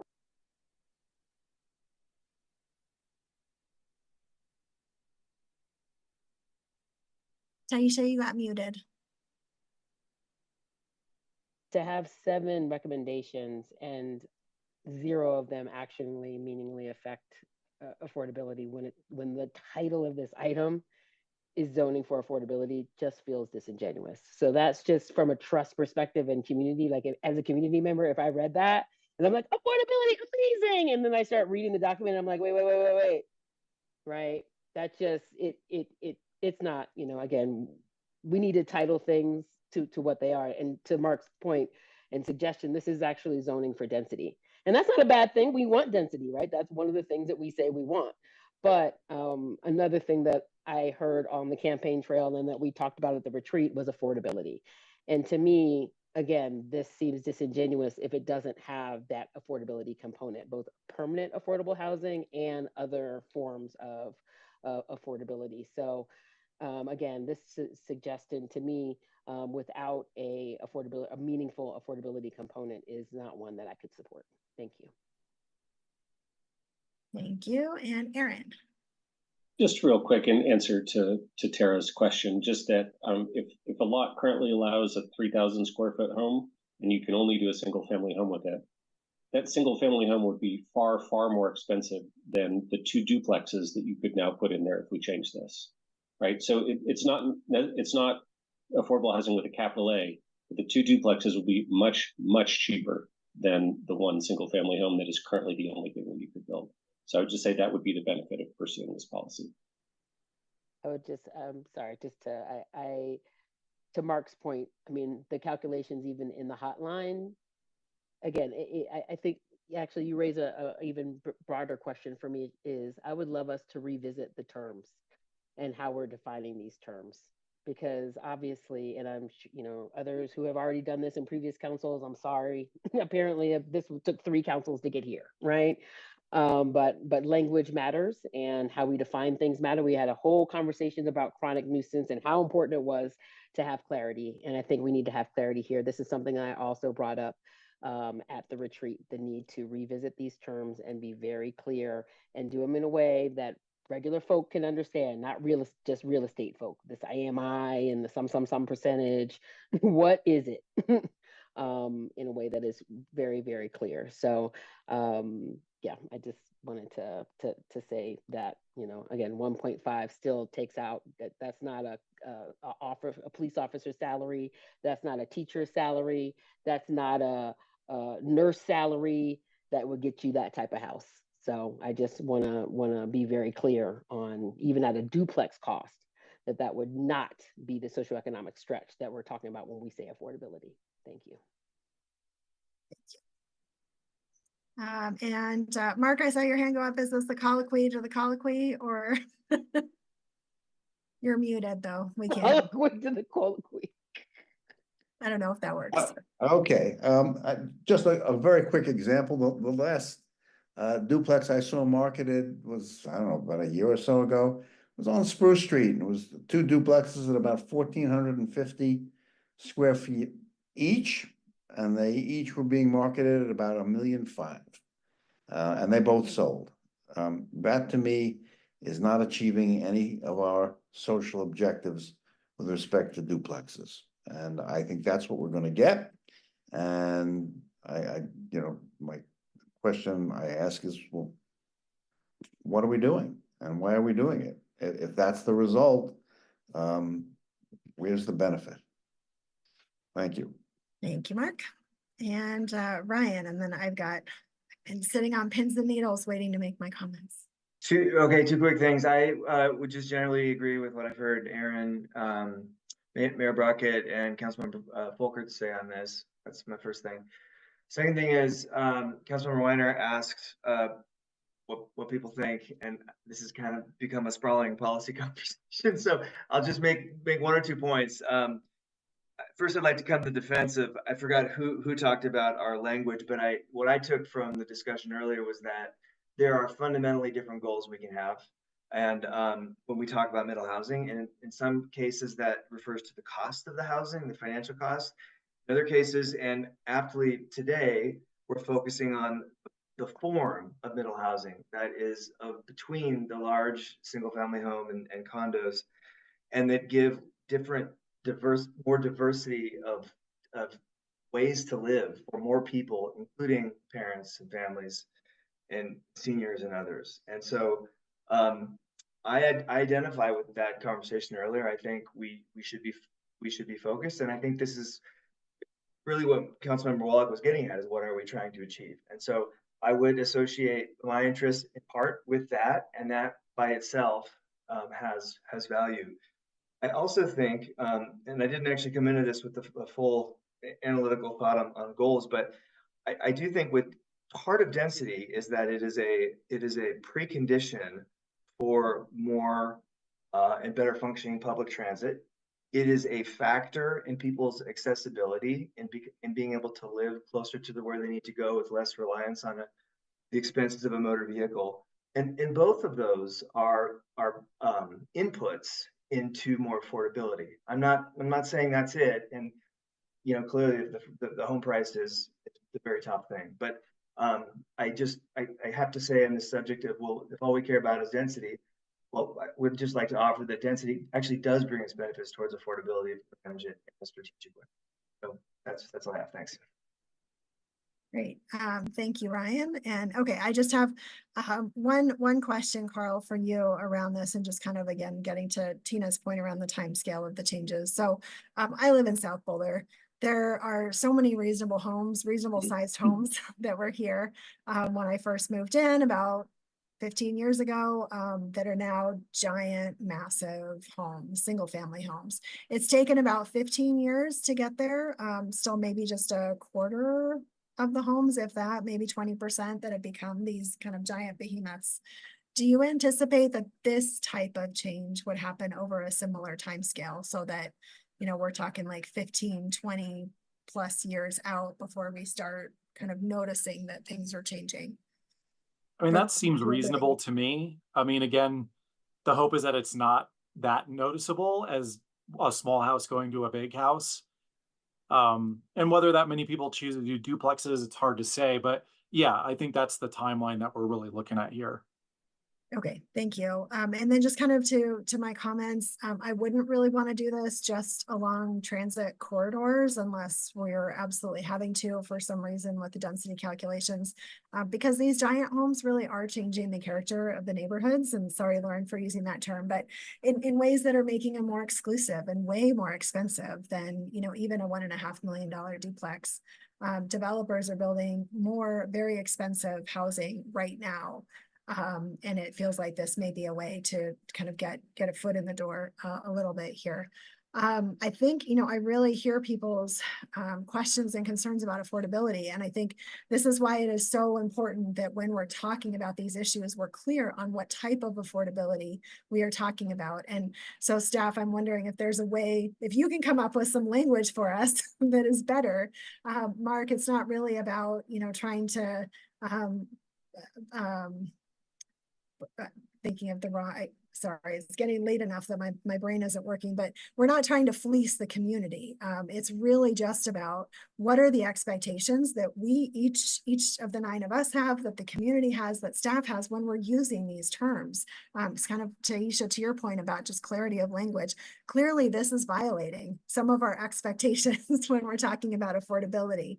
What the reason that I asked about affordability earlier in the definition for staff is that what I heard staff say is that these things are focused on that sort of putting the brakes on this skyrocketing cost of housing that we're seeing. And it was in some memo that the last council saw. Staff had sent us a bunch of amazing, wonderful research papers.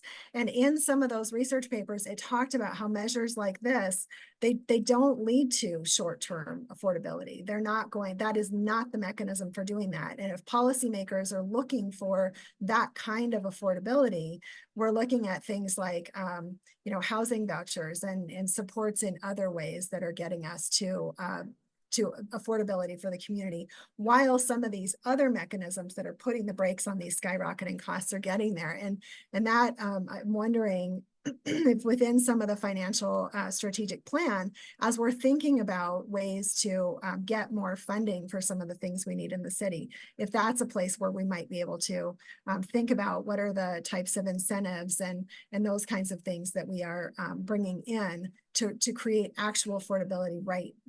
Sorry, not actual affordability, but affordability at that 30% of income or less level, or more deed restricted permanent affordable housing. So anyway, so that's where I'm at. And Taisha, I saw your hand go up.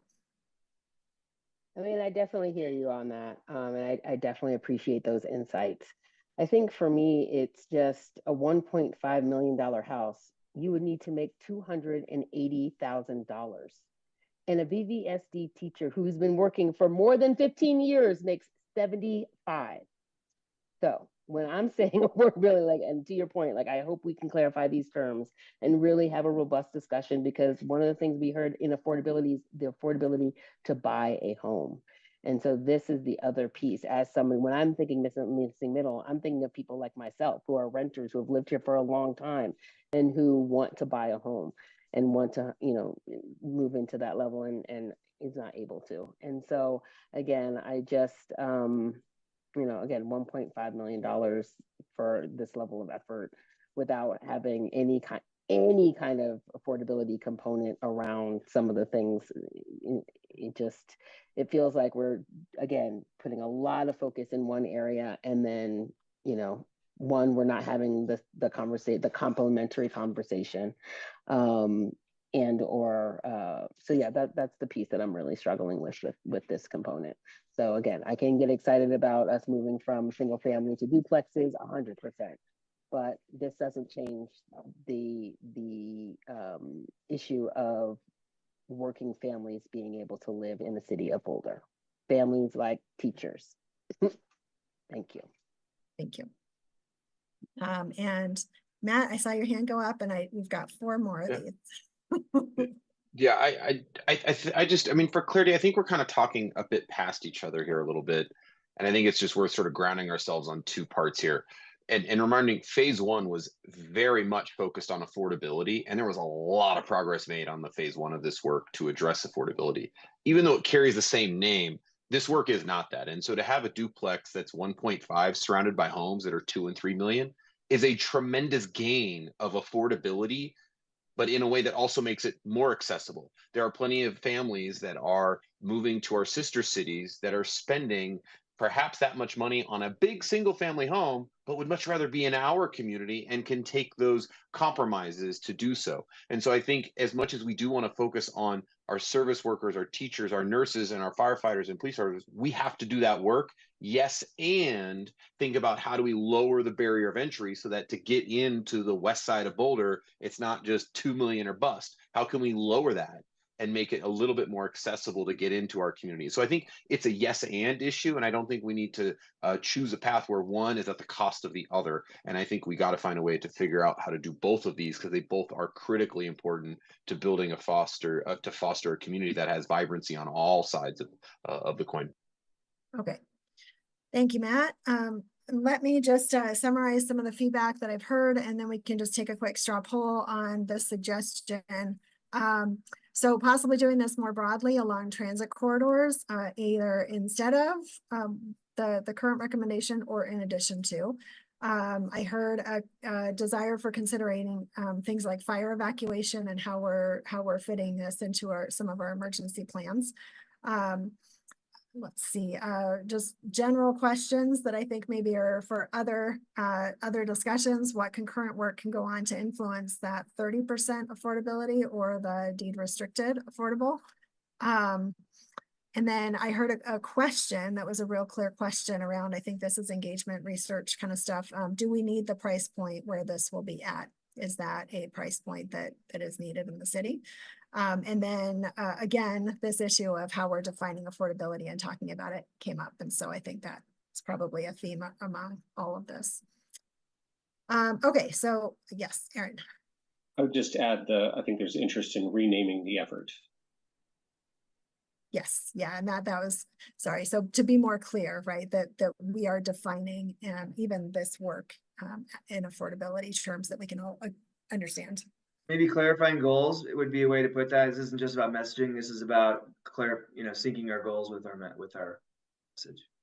Thanks. That's a really great point. You're right. I did hear a couple people mention that too. Okay, folks in favor of, again, and this is not we're deciding on this tonight. It is moving forward to outreach and engagement. Folks in favor, please raise your hands. Of moving forward to outreach and engagement? Correct, yeah, yeah. Okay, I got that there. All right. I'm going to vote for both sides tonight. That's fine. I think even with you on both sides, we had enough. Okay, so it is nearly 10 o'clock, folks. We still have 4 to get through.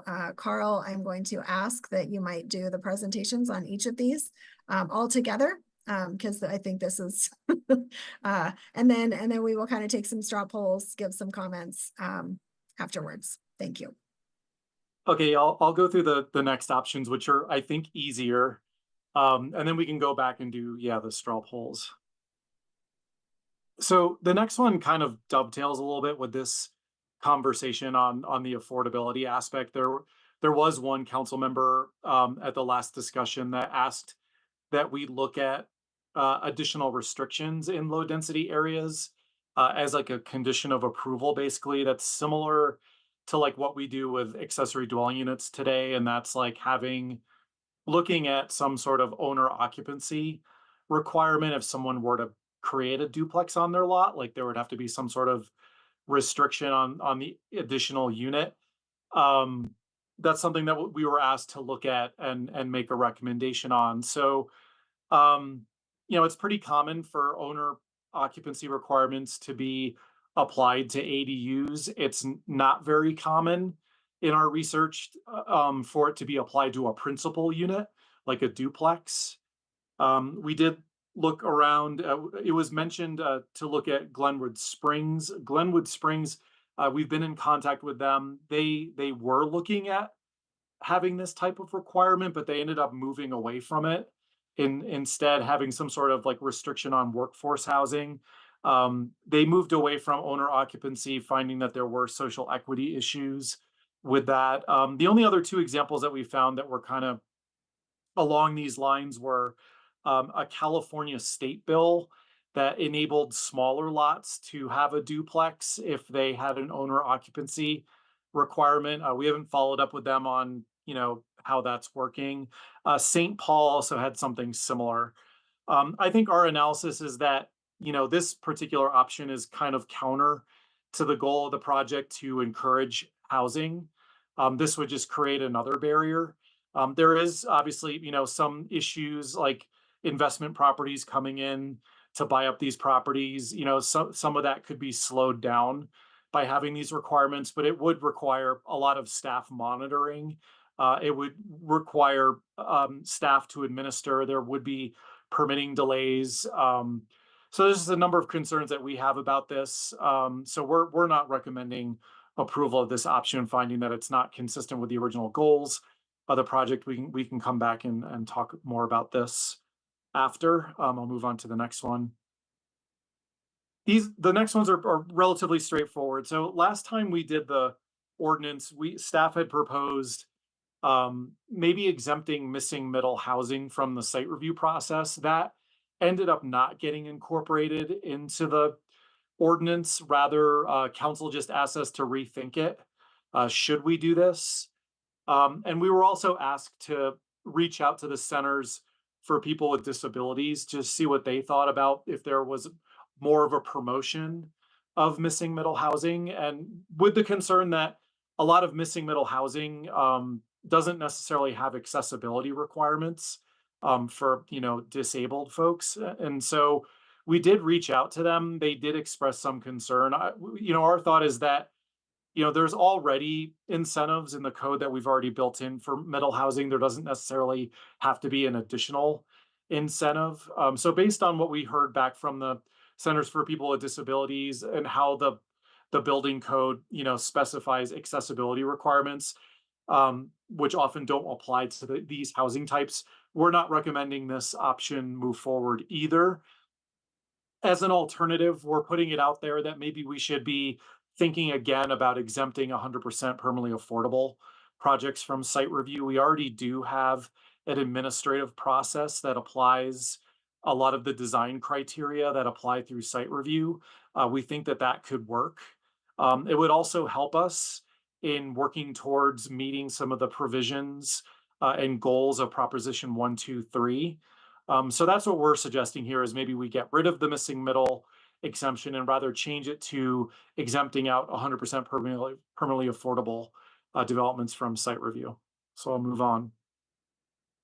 I'm not going to read everything on this slide. We were asked to look at the site review thresholds again, see if we could remove some of the number of units as to not disincentivize adding additional units.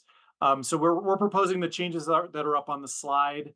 A lot of it's just getting rid of the dwelling unit language and changing it to floor area or acreage. We also are looking at the BC zones, the BT zones like business zones, and the industrial zones, and just lowering the threshold to no threshold. The reason we're suggesting that is that these are areas that are moving into more of a mixed use era based on some of the use standards changes that we've done. And those might be sites where we want to have more flexibility, or developers might want to have added flexibility and also have the ability to allow height modifications, for more permanently affordable housing and projects. So we're suggesting that the threshold be just lowered down to 0, that they can just come in with a site review if they want to ask for one. So that's kind of the gist of this slide. Certainly can answer questions on this. We also took a second look at the research and development definition in the code. The way we passed it, or the council passed it in fall of last year, was that in order to encourage more mixed use in industrial zones, there's a higher FAR for residential if you integrate it with a project that has R&D or light industrial uses in it. And the purpose of that was to encourage residential and encourage preservation or incorporation of industrial uses in the industrial zones. And we were asked to basically figure out whether we should be promoting R&D in these zones and whether we should be allowing all light industrial zones. Our thinking is that there's no harm in keeping R&D as a use to be promoted with residential. There's no, penalty for them to not do residential from a FAR perspective. And if they want to do residential on site, they get more floor area by doing it. So it would encourage mixed use. We did look at light industrial uses broadly and found that maybe there's some light industrial uses that shouldn't be integrated with residential. So therefore the bulleted list on the bottom are the uses that we would recommend we narrow it down to be uses that you could mix with residential. Again, it would stay with the industrial character of those zones, but would have the residential component. So we're recommending this change to keep R&D and to narrow the list down to these bulleted uses. Do you want me to go on to next steps, or should we talk over these? Let's maybe go through these quickly, and then I think next steps will be a good way to wrap up. So the first two, I think 4 and 5, staff was recommending that we not move forward with this, with these two. Do folks have any questions they would like to have answered or comments? Tina. Yes, I am really going to be advocating for ownership opportunities and would like to just not give up on this idea that we're going to provide the same financial security to more people in Boulder rather than less. We're at 53% of a rental market at this point, and we're a college town, so that is part of it. But I would like to, if we're going to be doing engagement to the community, I'm wondering if there's a way, even if we don't pursue suggestion for specifically, can we probe just the concept of ownership, especially when we talk about if you're living outside of the city and we can offer you a townhome, but it's going to be a rental, can we compete with an ownership opportunity in Longmont or Tacoma or wherever it is? And so that's the question I'm trying to get at, because my sense is that our lack of ownership opportunities is a big problem, and I don't want to lose this thread. Thank you, Tina. Anyone else on this one? And I'll just come in and say, to the point of ownership, I understand we may have done some, obviously some critical work before, but to have 7 additional suggestions and none of them have a meaningful affordability component, and by that, in this instant, I actually do mean ownership. And so, I just would like to see this component added in a deeper consideration throughout the work that we're doing here. Thank you. So I think stage 1. Sorry, can you say that last part? I'm sorry, Taisha, I thought you were done. No worries. I was saying it shouldn't just be in stage 1. I would imagine affordability and the kind that we're talking about, both in ownership and at every level, should be in every stage that we're talking about. Thank you. So what I hear here is, well, sorry, anybody, so what I'm hearing here is that there is a desire for the engagement phase to include some just questions around ownership and how folks feel about that ownership opportunities. But I was going to ask if there's a majority of folks who want to go forward with the staff recommendation, but Aaron, you've got your hand up. Oh, yeah, just go for the straw poll, please. Yep. All right. Before you do the straw poll, I think I don't quite understand. I wish I did, or maybe it's late, what we're straw polling. So we're straw polling the staff recommendation. So who would like to follow the staff recommendation that we not move forward with this one? That is I want to go with Tina on this one.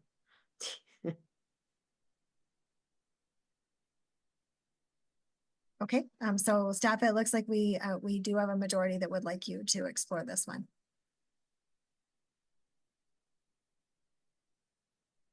All right, next up, number 5.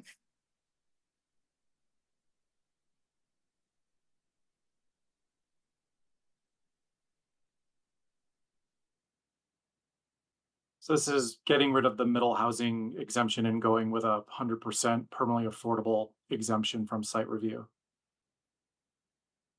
Anybody have a burning question on this one? Yes, Tina. When we talk about accessibility standards, do we have those for our single family homes? No. Okay, and so They apply when it's more than 5 units in the building, or if there's 2 units that are actually on top of each other. Okay. And no, I don't want to move forward with this, but I also want to make sure that we are doing what we can to encourage the development of middle housing types. So, including in the review process, but I wouldn't want to give up accessibility, but just to make sure that we can, that it's not penalized, the development isn't penalized during the process, if that makes any sense.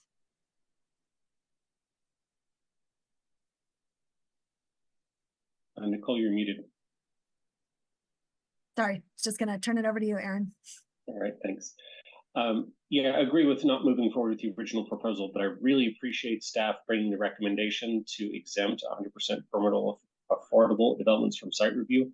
I've been wanting to do this for many, many years. I really appreciate this recommendation, and this is tied to affordability, and so I'm really excited to support that recommendation. Yep, thank you. So then let's take a straw poll that we not pursue this option, but that we pursue the second statement about exempting the 100% permanently affordable. Everyone in favor of that? All right. Thank you. Moving on to. This is the site review thresholds.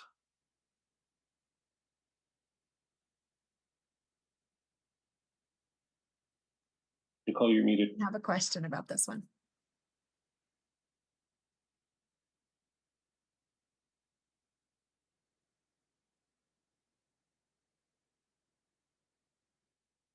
Yes, Aaron, and also, oh, never mind.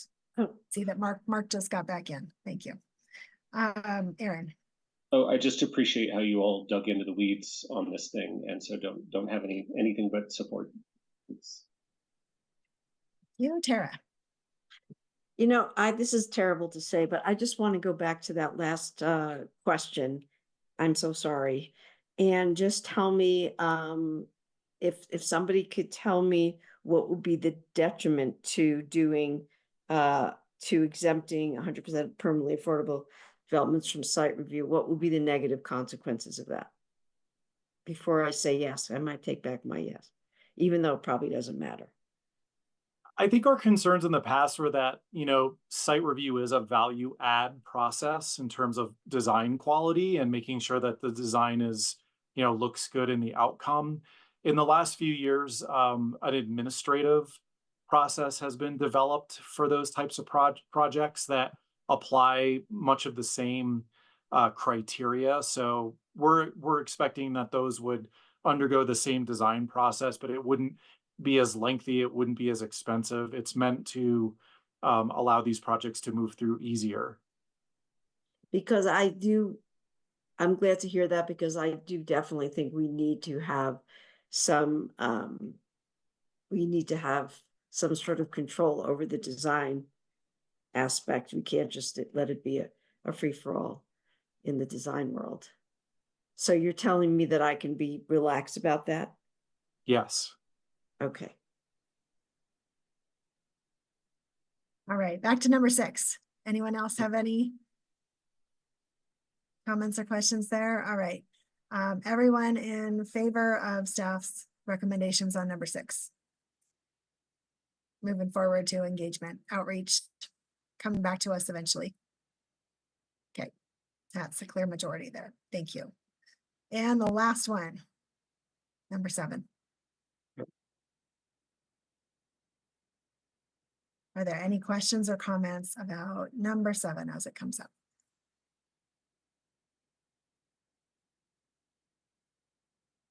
Yes, Tara. I'm really sorry to ask so many questions at such a late time. What would be the negative? I'm concerned that we lose some of our, it always wins. You always make more money with residential. So how will we not lose the light industrial and the R&D if we do this? Well, I mean, that was part of the reason why we created this provision, which is already in the code. We'd just be modifying it here. Right now, in the industrial zones, you can build up to like a 0.5 or a 0.6 of light industrial. That's the maximum. This provision would require that at least 0.3 of these light industrial uses be incorporated into a project in order to get additional residential FAR. So it theoretically would allow a certain component of the project, like, you know, a fair percentage to be light industrial still, rather than just allowing, if you just did residential, you get a lower FAR. So you do, it's 1.0 FAR if you do residential alone. And then if you do the non-residential on the slide, you can go up to 1.23 of all residential. So there is a floor area bump that you get by incorporating the light industrial uses.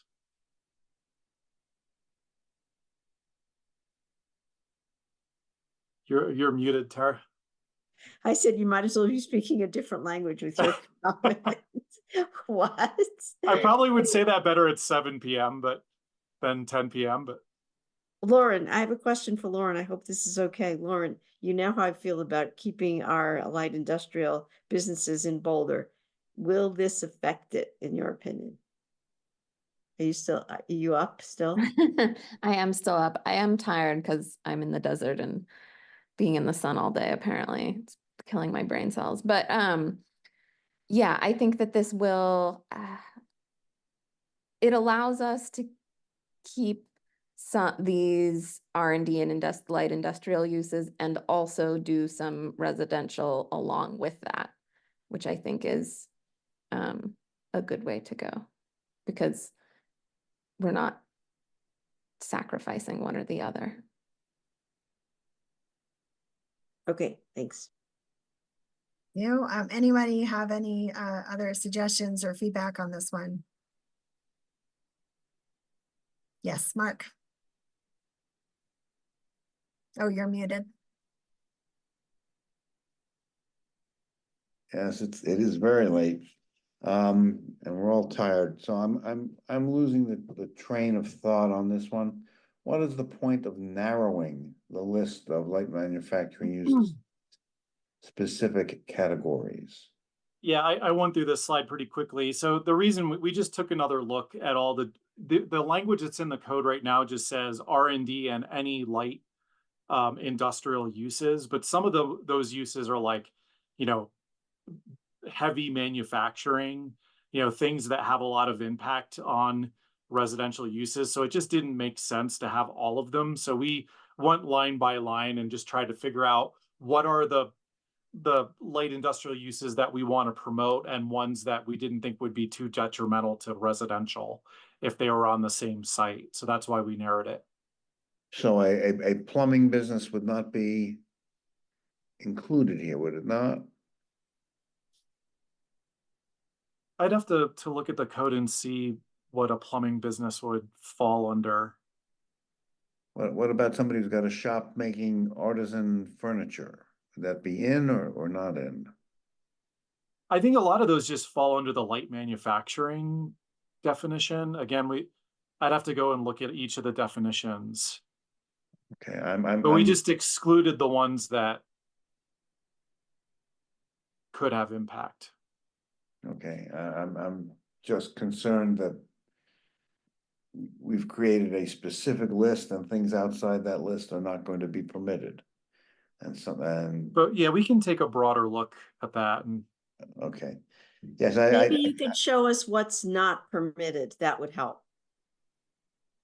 Okay, right, Mark? Yep. Let's you know, let's look at this again when we have some brain cells that we can devote to it. Yes, and feedback and all of that. Okay, so I think the only suggestion coming out of this one is just we would prefer, we would like to have some clarity on what all is included here, some specific examples we can point to when this comes back. But sounds like raise your hands for the staff recommendation if you are in favor of moving forward with it. to outreach and engagement. Okay, excellent. We have made it through the 7. Carl, I know you had some next steps. Yeah, real quick. Okay.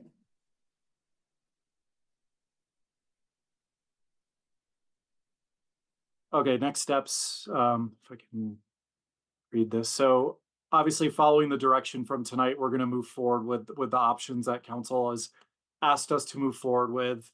We'll refine those, and then we're going to start figuring out the best way to do the community engagement. We'll be working with our communications staff and looking at different methods of getting out word on this and getting feedback. And then we're going to be updating our housing advisory board and planning board on this project and what directions we're headed. I expect that we'll probably have some sort of check-in with council to report back at some point, maybe later in the summer. Our goal at this point is really to try to start drafting ordinances maybe by the fall and targeting, maybe October, November timeframe for an ordinance. So with that, I don't know if there was anything else related to the project charter, the goals and objectives, the scope. I've heard, the comments about maybe rebranding this and rethinking some of the components of the project, but anything else we're missing? What I might suggest to colleagues is, given the state of everyone's and staff's brains right now, as you have if there's anything else that comes up, maybe send that in an email to Carl, just please within a reasonable time. Let's try to get it within the next few days. Okay, then I think that is it. Just whoever is on CAC with Aaron and me when this comes back, please, let's do more than 90 minutes scheduling for this, so we don't have another 10:30 sign off. But thank you so much to everyone. Brad, thank you. Carl, thank you. Thanks to your team, Chris and Chris and Mark. Thanks for stepping in tonight. Thanks, colleagues. This is great work, and really excited to continue these discussions and hear what the community thinks too. With no other items on tonight's agenda, I will close this meeting at 10:23 p.m. Thank you all so much. Take care. Hey, everybody. Good night, everybody.